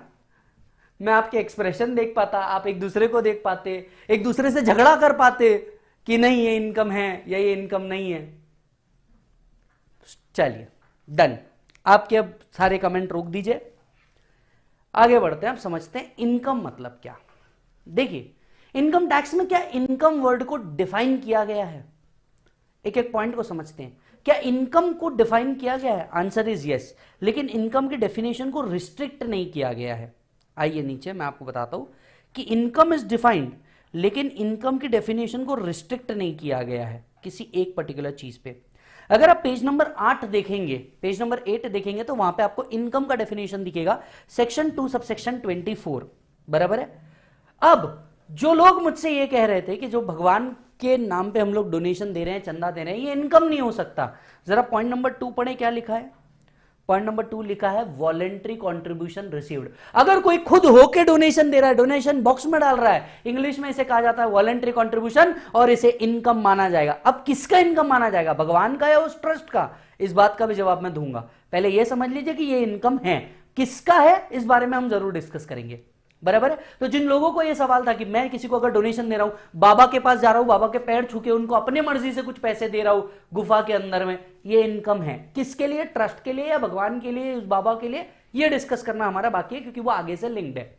ओके, सो क्या ये इनकम है? यस, ये इनकम है। दूसरा सवाल, मैं लॉटरी जीता, मैं केबीसी पे गया, मैं कोई अदर गेम शो में पैसे जीता, जैसे let's say Roadies, love school, blind date, so on and so forth, इसमें कुछ पैसे जीता, क्या ये मेरी इनकम है? नीचे आइए पॉइंट नंबर 6 देखिए, winning from lotteries, crossword puzzle, other casual income. ये अदर कैजुअल इनकम है ना, इसमें हर तरीके के गेम्स आते हैं, चाहे वो 3 पत्ती से आए, पोकर से आए, आईपीएल से आए, या किसी भी तरीके के गेम शो से आए, ये सभी कैजुअल इनकम के अंदर में फॉल होते हैं, और यस ये टैक्सेबल है।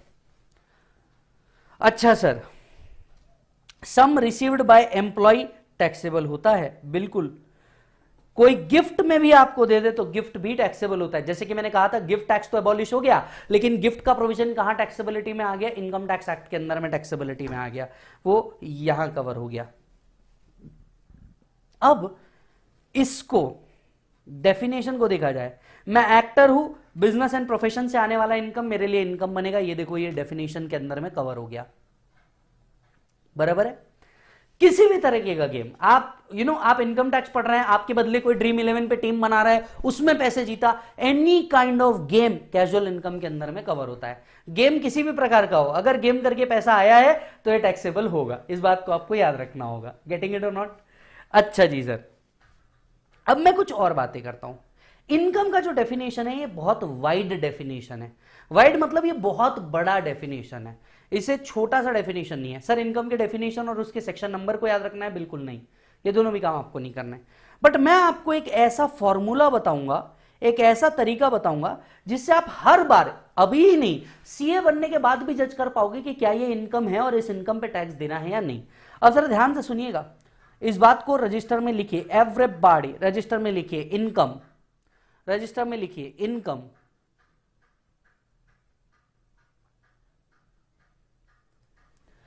इनकम मतलब क्या? Income means receipt. इनकम हुई है मतलब एक्चुअली आपको कुछ रिसीव हुआ है, लेकिन हर रिसीव इनकम नहीं होती। इनकम मींस रिसीट, लेकिन हर रिसीट इनकम नहीं होती। ये मंत्र मेरे साथ वापस बोलो, every money income, income means a receipt, पर हर रिसीट इनकम नहीं होती। हर रिसीट इनकम नहीं होती। रिसीट्स को दो पार्ट के अंदर में डिवाइड करते हैं, रिसीट्स को दो पार्ट के अंदर में डिवाइड करते हैं, एक कैपिटल रिसीट, दूसरा रेवेन्यू रिसीट। जरा ध्यान से सुनिएगा साहब, रिसीट को दो पार्ट में डिवाइड करते हैं, कैपिटल रिसीट और revenue receipt.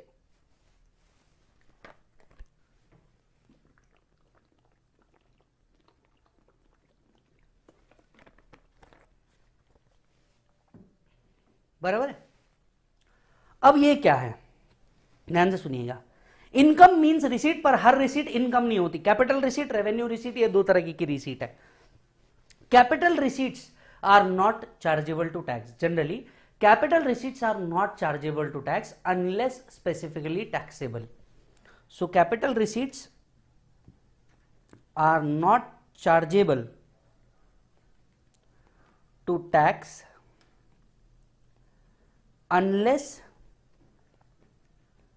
specifically taxable. Capital receipts are not chargeable to tax unless specifically taxable. जब तक कि उसको स्पेसिफिकली टैक्स नहीं कर दिया जाता तब तक के वो कभी टैक्स में नहीं लाई जाती। Revenue receipts are always chargeable to tax, are always taxable unless deduction or exemption is available.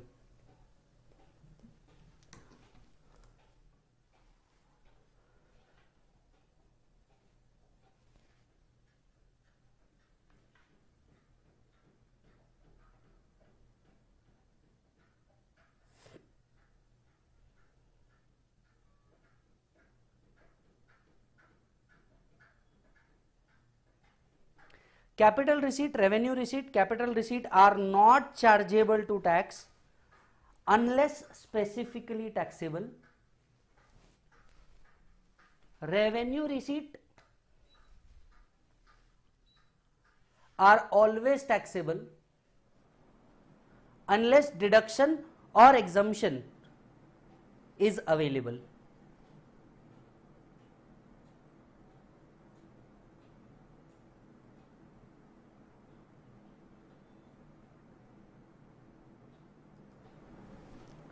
Done मालिक।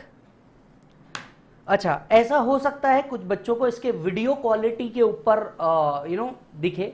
ये एज ऑफ नाउ यूट्यूब पे तो हो सकता है आप अपने तरफ से वीडियो क्वालिटी एक बार इंप्रूव करके देखिए, हमारे तरफ से भी तो चल ही रहा है। एंड क्योंकि ये लाइव स्ट्रीम है तो थोड़ा इधर उधर हो सकता है, राइट। बट हम उसके ऊपर भी 2 दिन से वर्क कर रहे हैं एंड पॉसिबिलिटी है कि कल से या माइट भी परसों से ये और ज्यादा आपको इंप्रूव दिखे, तो उसका टेंशन मत लेना। इसीलिए मैं जो लिखा है वो बोल के भी बता रहा हूं।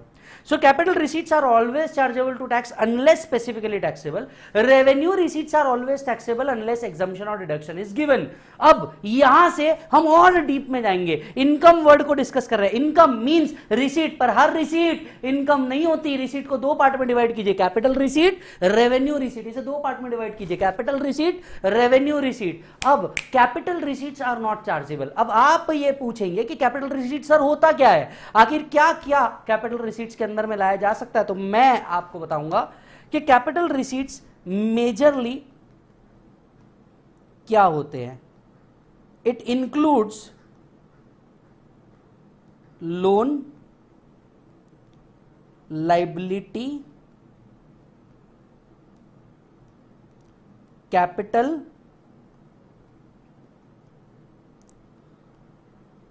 Personal effects. कैपिटल रिसीट्स के अंदर में 4 चीजें आती है, loan, liability, capital, personal effects.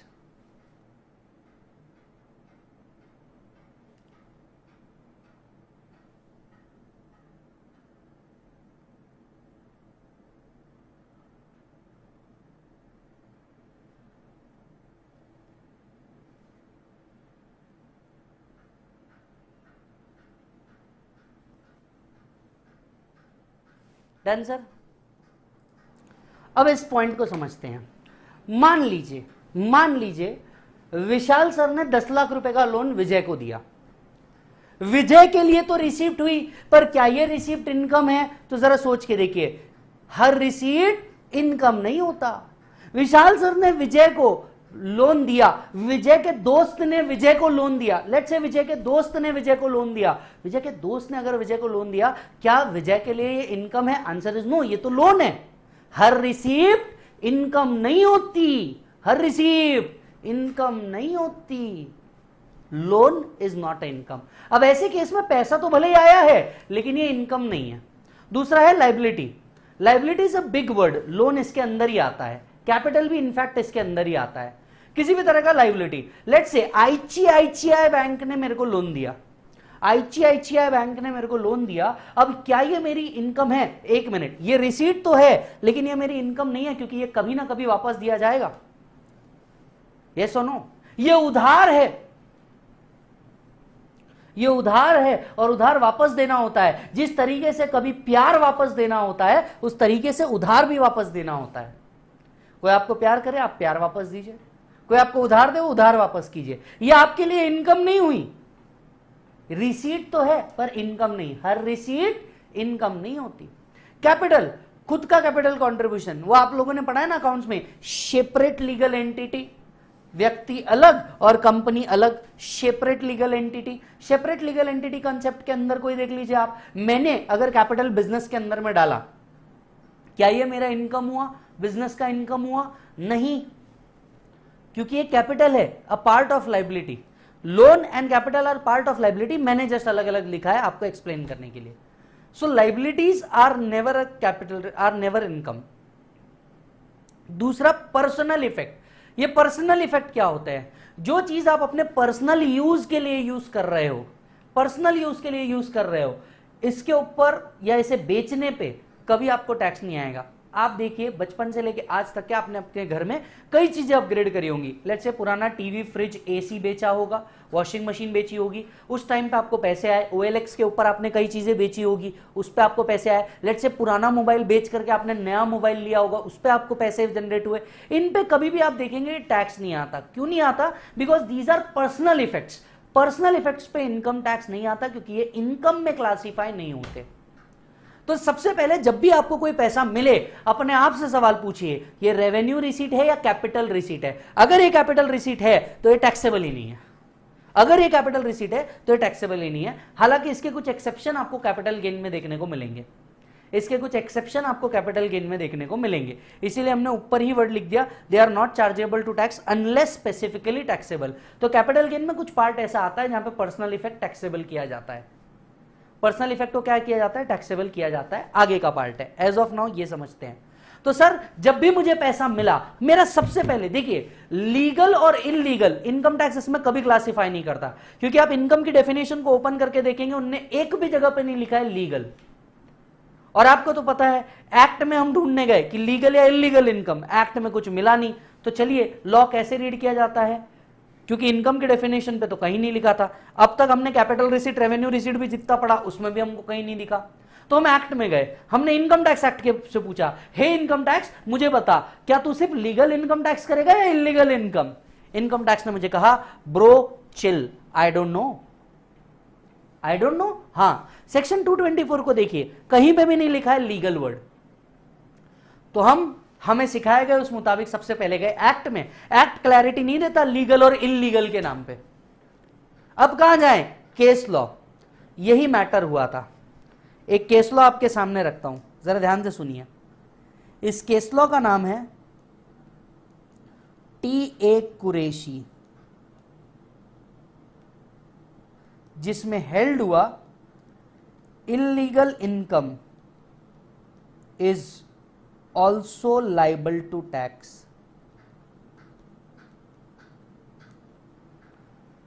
Illegal income is also liable to tax.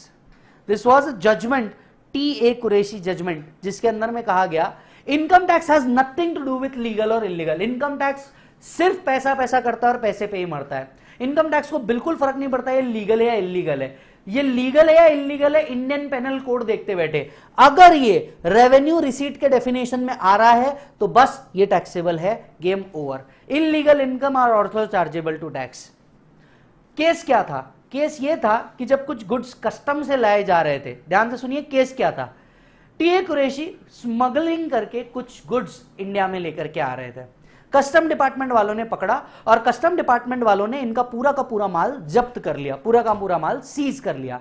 जब इनकम टैक्स भरने की बारी आई, तो हुआ ये कि असेसिंग ऑफिसर ने इनकी इनकम को तो टैक्स किया, लेकिन जब इन्होंने लिखा bad debts goods lost PNL के डेबिट में, तो इनकम टैक्स ऑफिसर ने कहा नहीं, हम ये जो तेरा कस्टम डिपार्टमेंट ने सीज किया है, हम इसका डिडक्शन तुझे नहीं देंगे।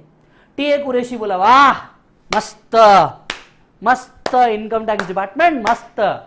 जब इनकम टैक्स करने की बारी आई तो आपने भगाभग मेरी सारी इनकम पीएनएल के डेबिट में डाली। आज जब मेरे गुड्स पकड़े गए, मेरा गुड्स लॉस्ट हुआ, गुड्स इन ट्रांजिट लॉस्ट हुआ, तो तुम मुझे इसका डिडक्शन नहीं दोगे। ये कैसी बात हुई? I like you as a friend. अरे भैया ये कैसी बात हुई? I like you as a friend. तुम इलीगल एक्टिविटी से आने वाली इनकम को लेना चाहते हो, पर तुम मेरे खर्चे नहीं देखना चाहते, वो लॉस हुआ वो नहीं देखना चाहते। तोड़ा कुत्ता कुत्ता साडा नहीं, तोड़ा कुत्ता टॉमी साडा कुत्ता कुत्ता, ऐसे थोड़ी ना होता है, ऐसे थोड़ी ना होता है। I like you as a friend. या क्या अर्थ है? सुप्रीम कोर्ट में मैटर गया कोर्ट के अंदर में, not just supreme court, matter गया कोर्ट के अंदर में। TA Qureshi my lord, O my lord, देख रहे हो तुम, ये इनकम टैक्स डिपार्टमेंट वाले, इनको मेरी इनकम तो चाहिए, मेरी इनकम पे टैक्स तो चाहिए, पर ये मुझे जो डिपार्टमेंट वालों ने पकड़ा है उस गुड को नहीं देना चाहते, उसका डिडक्शन नहीं देना चाहते। वाह, हेलो, इलीगल है ये, इलीगल। माय लॉर्ड, आप माय लॉर्ड मेरी भी सुनो, इलीगल है ये। इलीगल कैसे आप एडजस्ट करोगे? अच्छा, इलीगल तो तुम बड़ा इनकम को कंसिडर कर रहे हो, इनकम भी तो इलीगल है, इनकम तो तुम बड़ा कंसिडर कर रहे हो, इनकम को तो बड़ा प्यार कर रहे हो, आ जाओ ये मेरी इनकम आ जा, इसके ऊपर तो बड़ा 30% टैक्स लगा रहे हो। जब खर्चे देने की बात आई तब तुम पलट गए। नहीं सर, आप समझ नहीं रहे, इलीगल नहीं है ना ये, Indian panel code.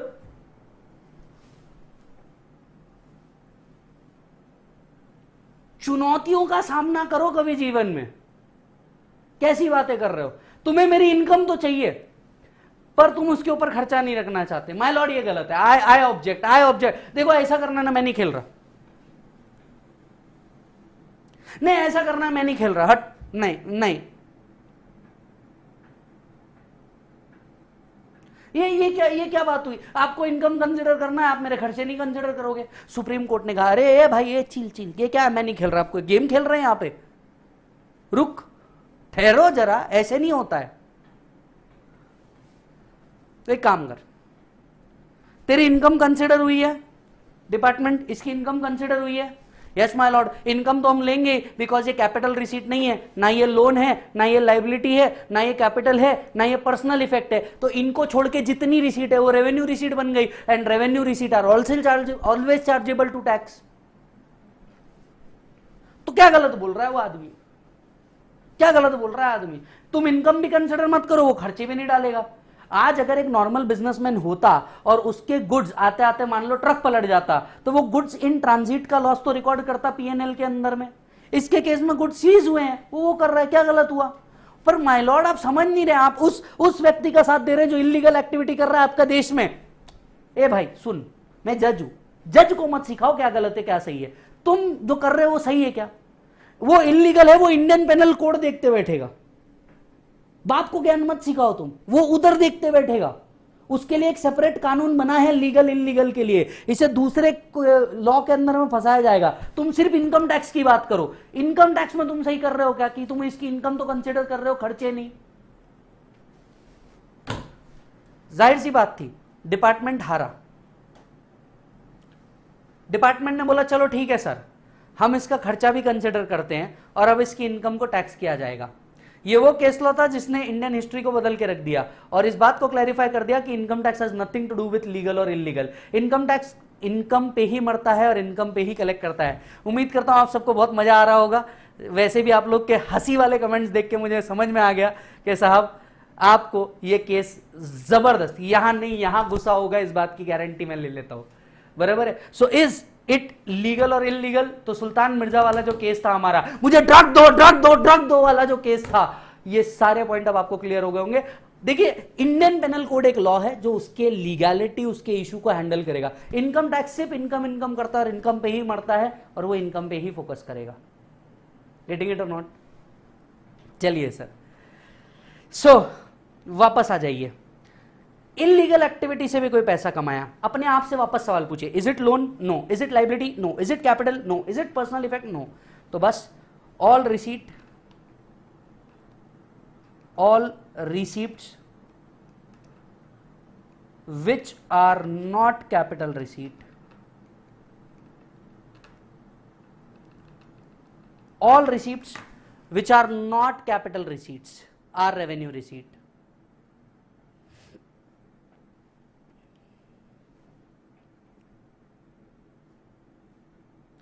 All receipts which are not capital receipts are revenue receipts.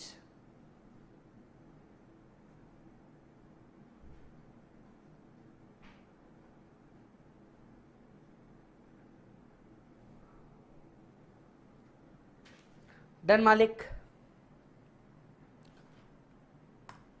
अब हम आते हैं वापस से हमारे सारे एग्जाम्पल के ऊपर। पहला एग्जाम्पल, हम स्मगलिंग करते हैं, ड्रग्स बेचते हैं, क्या ये इनकम है? Yes. Case law TA Qureshi judgment, illegal income is also liable to tax. Income tax has nothing to do with legal or illegal.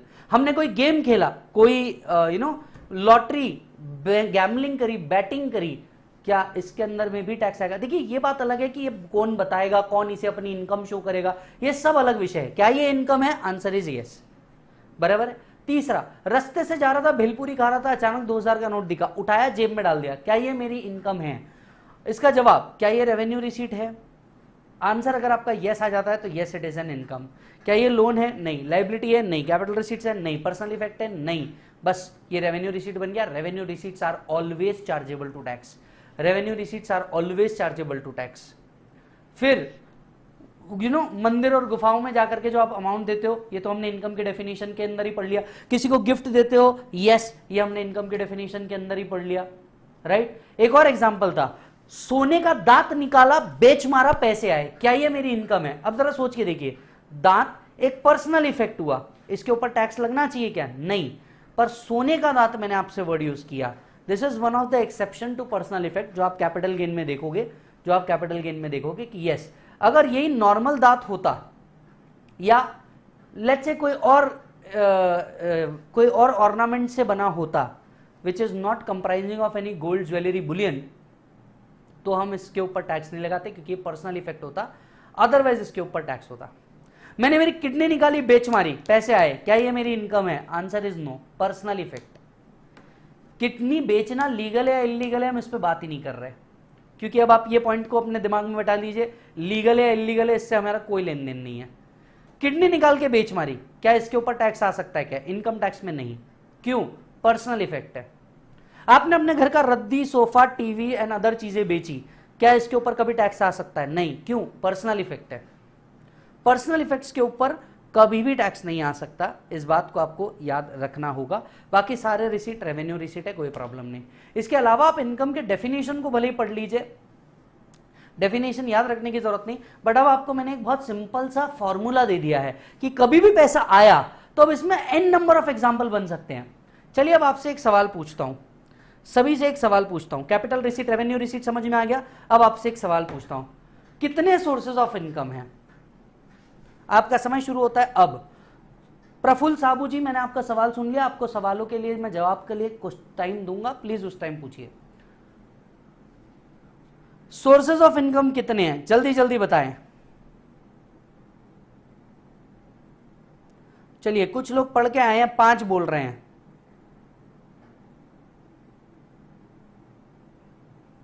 बहुत बढ़िया बेटा, इसका जवाब मैं आपको दे दूं। जो लोग लिख रहे हैं 5, उनका जवाब गलत है। Sources of income are unlimited.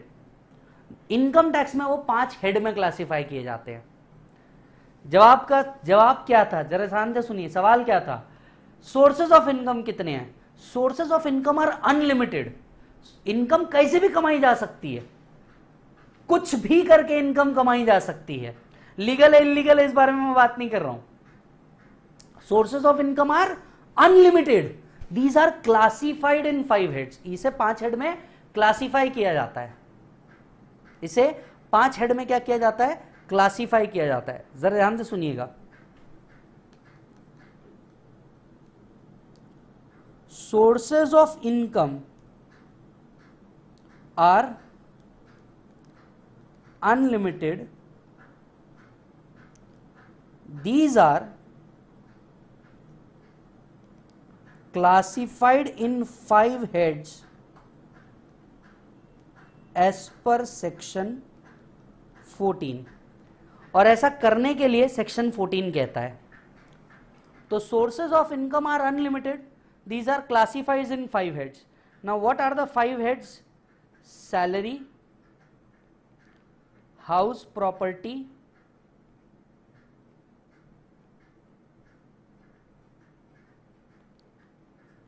PGBP,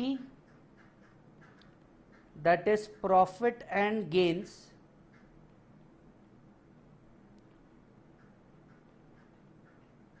from business or profession,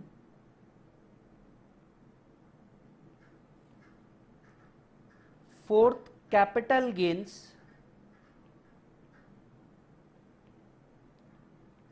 fifth IFOS, that is income from other sources।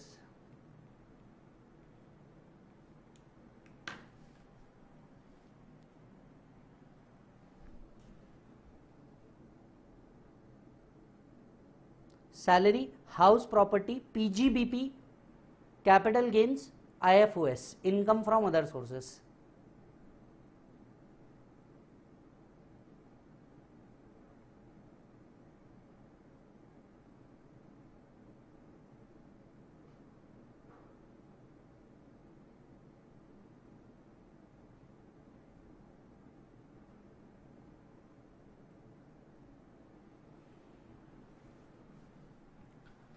Done मालिक? चलिए, तो आपसे अगर ये सवाल पूछा जाए कि सोर्सेज ऑफ इनकम कितने हैं, आपका जवाब होना चाहिए अनलिमिटेड। डाला इसे 5 हेड के अंदर में जाता है, salary, house property, PGBP, capital gain, other sources, जो आपके आगे के 5 हेड है। सर इनकम की डेफिनेशन को हमें याद रखना चाहिए क्या, या उसमें से एक एक रीड करना चाहिए क्या? बिल्कुल काम की जरूरत नहीं है, क्योंकि ये इनकम की डेफिनेशन आगे हर चैप्टर में आपको क्लैरिफाई हो जाएगी। ना इस डेफिनेशन को याद रखना, ना इस सेक्शन नंबर को याद रखना, बिंदास आगे बढ़ सकते हो। तो साहब व्हाट इज इनकम, ये हमारा लास्ट वर्ड था। इनकम मींस रिसीट, पर हर रिसीट इनकम नहीं होती।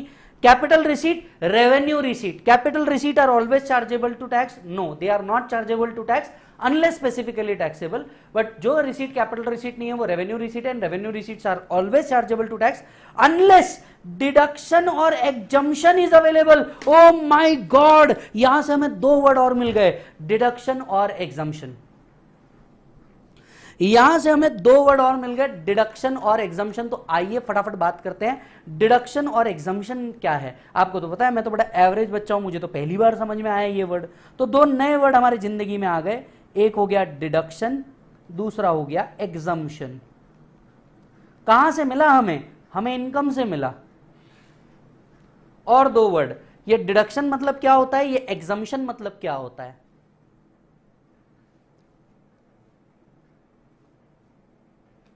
आओ अब इन्हें खोदते हैं, इनमें बहुत डीप जाते हैं कि डिडक्शन मतलब क्या होता है और एग्जम्पशन मतलब क्या होता है। क्योंकि आप और मैं तो पहली बार टैक्स पढ़ रहे हैं, हमें क्या पता, अपन तो एवरेज बच्चे हैं। डिडक्शन और एग्जम्पशन, ध्यान से सुनिए। एग्जम्पशन जब भी हम बात करते हैं, एग्जम्प्ट इनकम, हम इसके आगे पढ़ेंगे। एग्जम्प्ट इनकम, एग्जम्प्ट इनकम का मतलब क्या?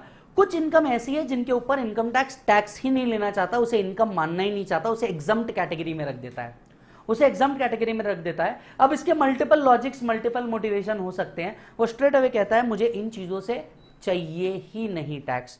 सो exempt income means income 100% exempt,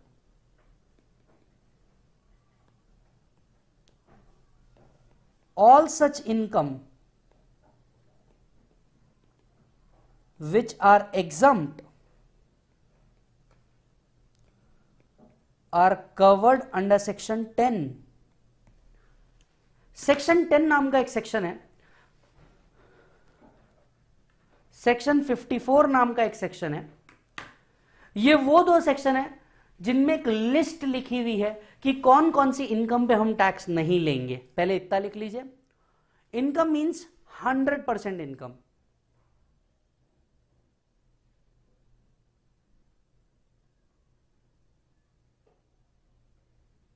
So income 100% exempt.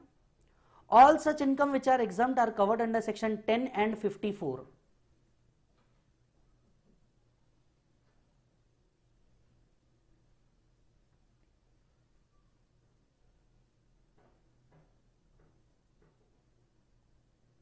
Done sir? अच्छा जी, व्हाट इज डिडक्शन? डिडक्शन का मतलब होता है पार्शियल एग्जम्पशन। डिडक्शन का मतलब होता है पार्शियल एग्जम्पशन। पार्शियल मतलब इनकम पूरी एग्जम्प्ट नहीं है, कुछ पार्ट इनकम का एग्जम्प्ट है, राइट? डिडक्शंस कहां कहां अवेलेबल होते हैं? Deductions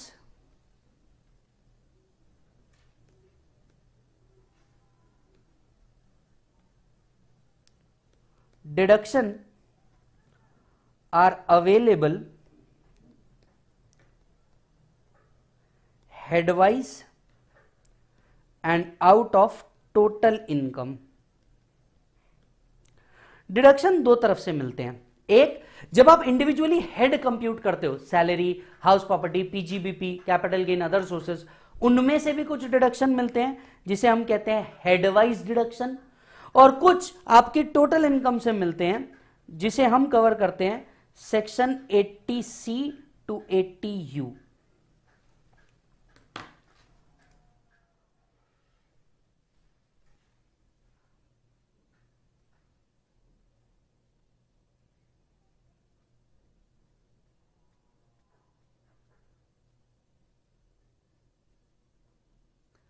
ATC to ATU।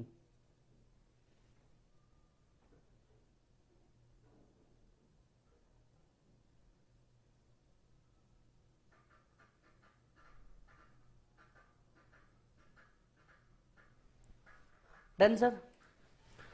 तो डिडक्शन, अच्छा जी सर, तो generally revenue receipts are always taxable, पर जब भी रेवेन्यू रिसीट मिली हमें सबसे पहले चेक करना पड़ता है क्या उनमें से कुछ डिडक्शन या एग्जम्पशन अवेलेबल है। क्या डिडक्शन या एग्जम्पशन अवेलेबल है तो अकॉर्डिंगली बैलेंस इनकम या फिर नो इनकम हमें क्या करना होता है, टैक्सेबिलिटी के अंदर में लेके आनी होती है। तो ये डिडक्शन और एग्जम्पशन वर्ड कहां से निकला था? हम ढूंढने निकले क्या, इनकम। इनकम में हम गए रेवेन्यू रिसीट में, रेवेन्यू रिसीट में हमें दो वर्ड मिले, deduction, exemption.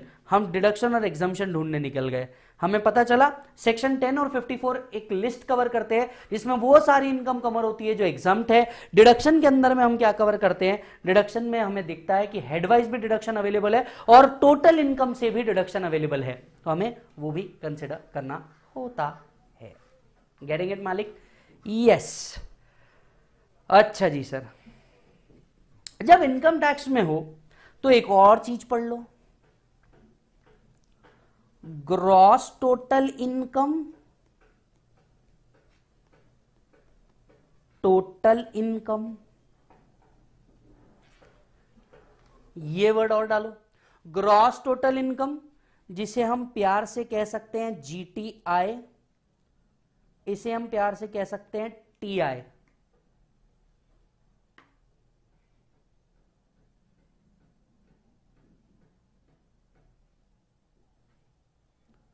Gross total income, total income.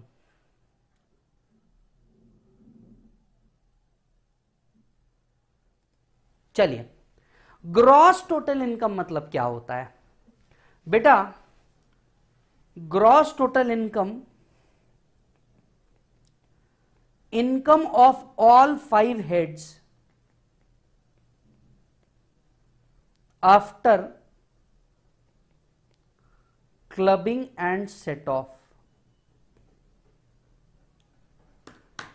पांचों हेड की जब इनकम को मिला दो तो ये बनता है बेटा ग्रॉस टोटल इनकम। पांच हेड की इनकम को जब आप मिला दोगे ये बनता है आपका ग्रॉस टोटल इनकम।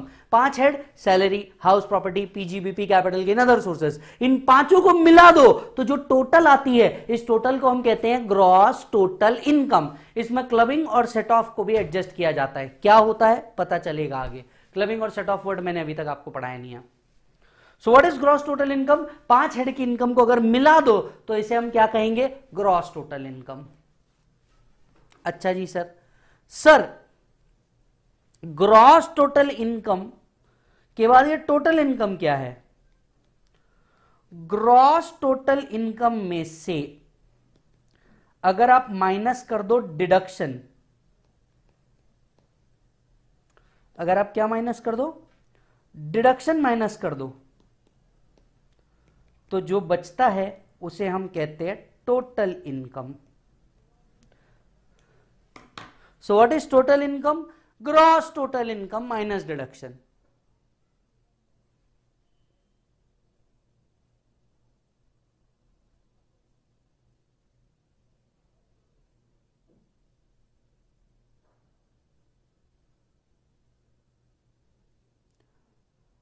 डन। तो हमने और दो चीज पढ़ी, gross total income, total income. What is gross total income? पांच हेड अभी हम देख के आए, salary, house property, PGBP, capital gain, other sources, इन पांचों का टोटल करके जो आएगा इसे हम कहेंगे ग्रॉस टोटल इनकम। इसमें से डिडक्शन माइनस करेंगे तो जो बच जाएगा इसे हम कहेंगे टोटल इनकम। ये वर्ड मैंने आपको इसलिए पढ़ाया क्योंकि प्रॉब्लम में कई बार आपको सिर्फ ग्रॉस टोटल इनकम कंप्यूट करने बोला जाता है, जबकि कई बार आपको सिर्फ और सिर्फ क्या करना, कवर करने बोला जाता है? टोटल इनकम कवर करने बोला जाता है। तो डिपेंडिंग अपॉन आपको क्या बोला है, ग्रॉस टोटल इनकम करने बोला है या टोटल इनकम करने बोला है, डिपेंडिंग अपॉन दैट केस आप डिफर करते हो। Depending upon that particular case आप क्या करते हो? डिफर करते हो। तो हमें चार वर्ड पढ़ने दे। वापस आ जाओ साहब, लेक्चर के एंड, लेक्चर के इस डिस्कशन के एंड पे आ रहे हैं हम लोग। हमें चार वर्ड पढ़ने थे, इनकम टैक्स एक्ट 1961। अब तक मैंने सिर्फ चार वर्ड ही पढ़ाए हैं, इनकम टैक्स एक्ट 1961। यहां तक कि आपका पूरा इनकम टैक्स का सिर्फ और सिर्फ बेसिक ही पढ़ाए जा रहे हैं। मैं सिर्फ अलग अलग शब्द जो यूज होने वाले हैं उसके मीनिंग समझाए जा रहा हूं आपको। आज हमने पूरा का पूरा डिस्कशन किया 1961 और इनकम के ऊपर। 1961 का लॉ 2021 में क्यों पढ़ रहे हैं? रीजन है अमेंडमेंट, और अमेंडमेंट का पूरा डिटेल हमने देखा। मई 21, जून 21, नवंबर 21, दिसंबर 21 के लिए हमें जो फाइनेंस एक्ट एप्लीकेबल है वो फाइनेंस एक्ट, सही जवाब 20 एप्लीकेबल है। Done. Income means a receipt, पर हर रिसीट इनकम नहीं होती। Capital receipt, revenue receipt. Capital receipt चार एग्जांपल होते हैं उसके, loan, liability, capital, personal effect. और जो रिसीट कैपिटल रिसीट नहीं है वो रेवेन्यू रिसीट है। रेवेन्यू रिसीट हर बार चार्जेबल टू टैक्स होती है, लीगल इलीगल से इसका कोई लेन देन नहीं। एक और एग्जाम्पल था हमारा, एग्जाम्पल हमारा ये था कि सर मैंने सिर्फ एक प्लेन या एक ट्रेन बना के बेची, क्या ये मेरी इनकम है? Answer is yes. इनकम का रिकरिंग और नॉन रिकरिंग से भी कोई लेन देन नहीं है, ये सब अकाउंट्स में होता है। इनकम टैक्स में एक बार कमाई हुई इनकम भी इनकम होती है। फॉर एग्जाम्पल, लॉटरी तुम्हें रोज नहीं लगती, पर लॉटरी अर्न किया तो तुम्हारी इनकम है। बस यही प्रूव कर देता है कि इनकम टैक्स को रिकरिंग और नॉन रिकरिंग से कोई लेन देन नहीं है। अगर इनकम है तो इसके ऊपर टैक्स है, रिकरिंग नॉन रिकरिंग से हमारा कोई लेन देन नहीं है। गेटिंग इट और नॉट? सो इनकम से हम गए रेवेन्यू रिसीट्स के ऊपर। रेवेन्यू रिसीट्स से और दो वर्ड मिले, deduction, exemption. Exemption is 100% exam, जिसकी एक पूरी लिस्ट सेक्शन 10 और 54 में लिखी हुई है। डिडक्शन इज पार्शियल एग्जम्पशन, पूरी इनकम एग्जाम्प्ट नहीं है, उसका कुछ पोर्शन, उसका कुछ पार्ट क्या होगा? टैक्सेबल नहीं होगा, वो भी हम लोगों ने देखा। ग्रॉस टोटल इनकम, जब पांच हेड की इनकम को मिला के जो टोटल आएगा उसे हम ग्रॉस टोटल इनकम लिखेंगे। इसमें से डिडक्शन माइनस करने के बाद जो फिगर बचेगी इसे हम टोटल इनकम लिखेंगे। और जो टैक्स पे होता है वो टोटल इनकम पे होता है, ग्रॉस टोटल इनकम पे नहीं। आई रिपीट, जो टैक्स पे होता है, यहां पे अगर आप चाहें तो लिख भी सकते हैं,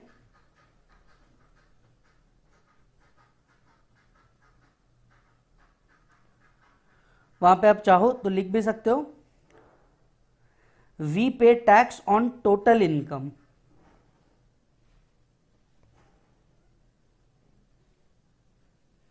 ये यहां लिखो, we pay tax on total income.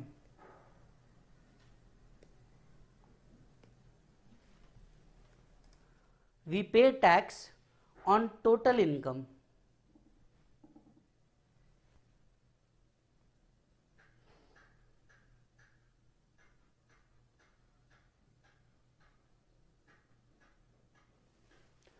Done मालिक?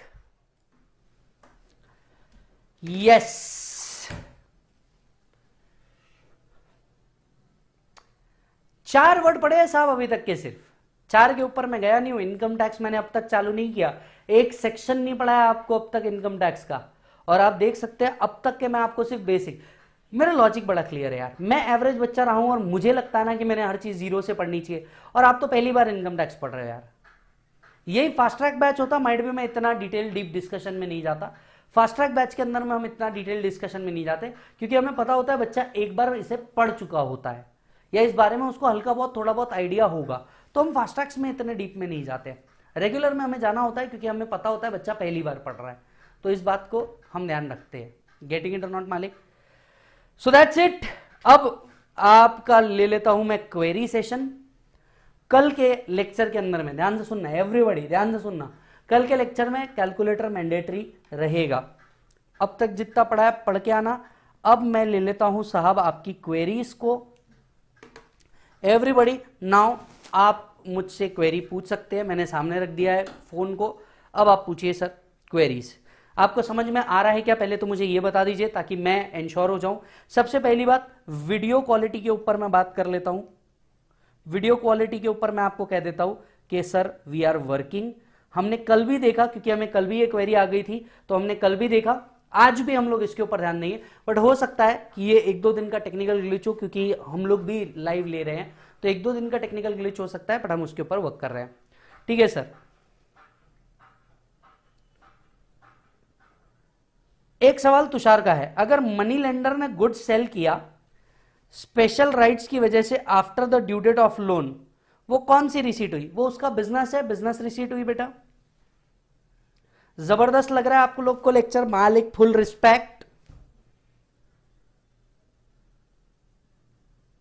Every doubt is clear, thank you so much बच्चा। सर इनलीगल इनकम का एक्सपेंसेस हमें कंसिडर किया था जो हमें लॉस हुआ था। बिल्कुल बराबर किशन, वो हमें लॉस हुआ था। उस केस लॉ के बाद इनकम टैक्स ने कहा हम इलीगल इनकम तो कंसिडर करेंगे लेकिन इलीगल खर्चों को अलाउ नहीं करेंगे। उसी के बाद ये एक प्रोविजन इनकम टैक्स में आ गई। जब हम पीजीपीपी में जाएंगे सेक्शन 37 के अंदर में ये चीज पढ़ेंगे हम। रिस्पेक्ट मालिक, full respect, thank you so much. आप लोगों को मजा आ रहा है। भगवान को टैक्स पेबल होगा क्या? बेटा कल हम पर्सन की डेफिनेशन पढ़ेंगे तब आपको समझ आ जाएगा। मैंने जैसे भी आपसे कहा कि बेटा ये पढ़ना बाकी है तो रुक जाओ। मैं जानता हूं आपको एक बार इनकम टैक्स में एंटर होने के बाद ऐसा लगता है पढ़ते रहो, बट थोड़ा सा सब्र भी रखो। सीएमए का टैब आज वेबसाइट के ऊपर ओपन हो जाएगा। सीएमए का टैब आज वेबसाइट के ऊपर ओपन हो जाएगा, कल मैंने इसका वीडियो डाल दिया है। सेकेंड हैंड गुड्स सेल करके इनकम होगी क्या? बिल्कुल सर, ये उनका बिजनेस है।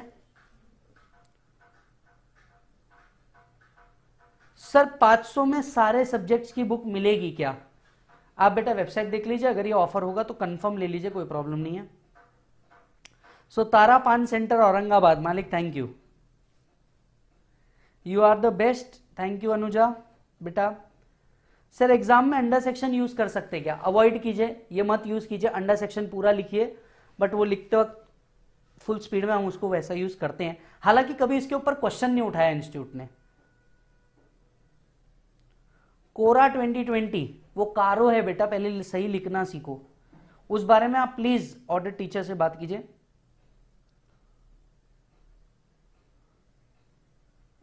बाबा के ढाबा को जो डोनेशन मिला क्या वो टैक्सेबल है? हाँ, उनके लिए टैक्सेबल होगा ये। लातूर को भी बहुत बहुत प्यार सुयश, मुंबई को बहुत सारा प्यार। फाइनेंस एक्ट 20 का अमेंडमेंट आप कब लेने वाले हैं? जैसे कि मैंने इसके पहले भी कहा, हम फरवरी या मार्च के अंदर में इसको लेंगे। बुक बाइंग अवेलेबल हो जाएगी, हम फाइनलाइज कर रहे हैं।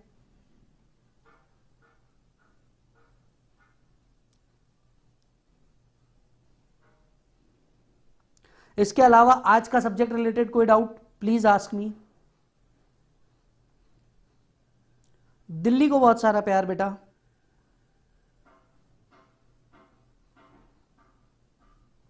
डन। सीम्स कोई और डाउट नहीं है। Thank you so much for today, bye bye and take care. कल लेक्चर में मिलते हैं।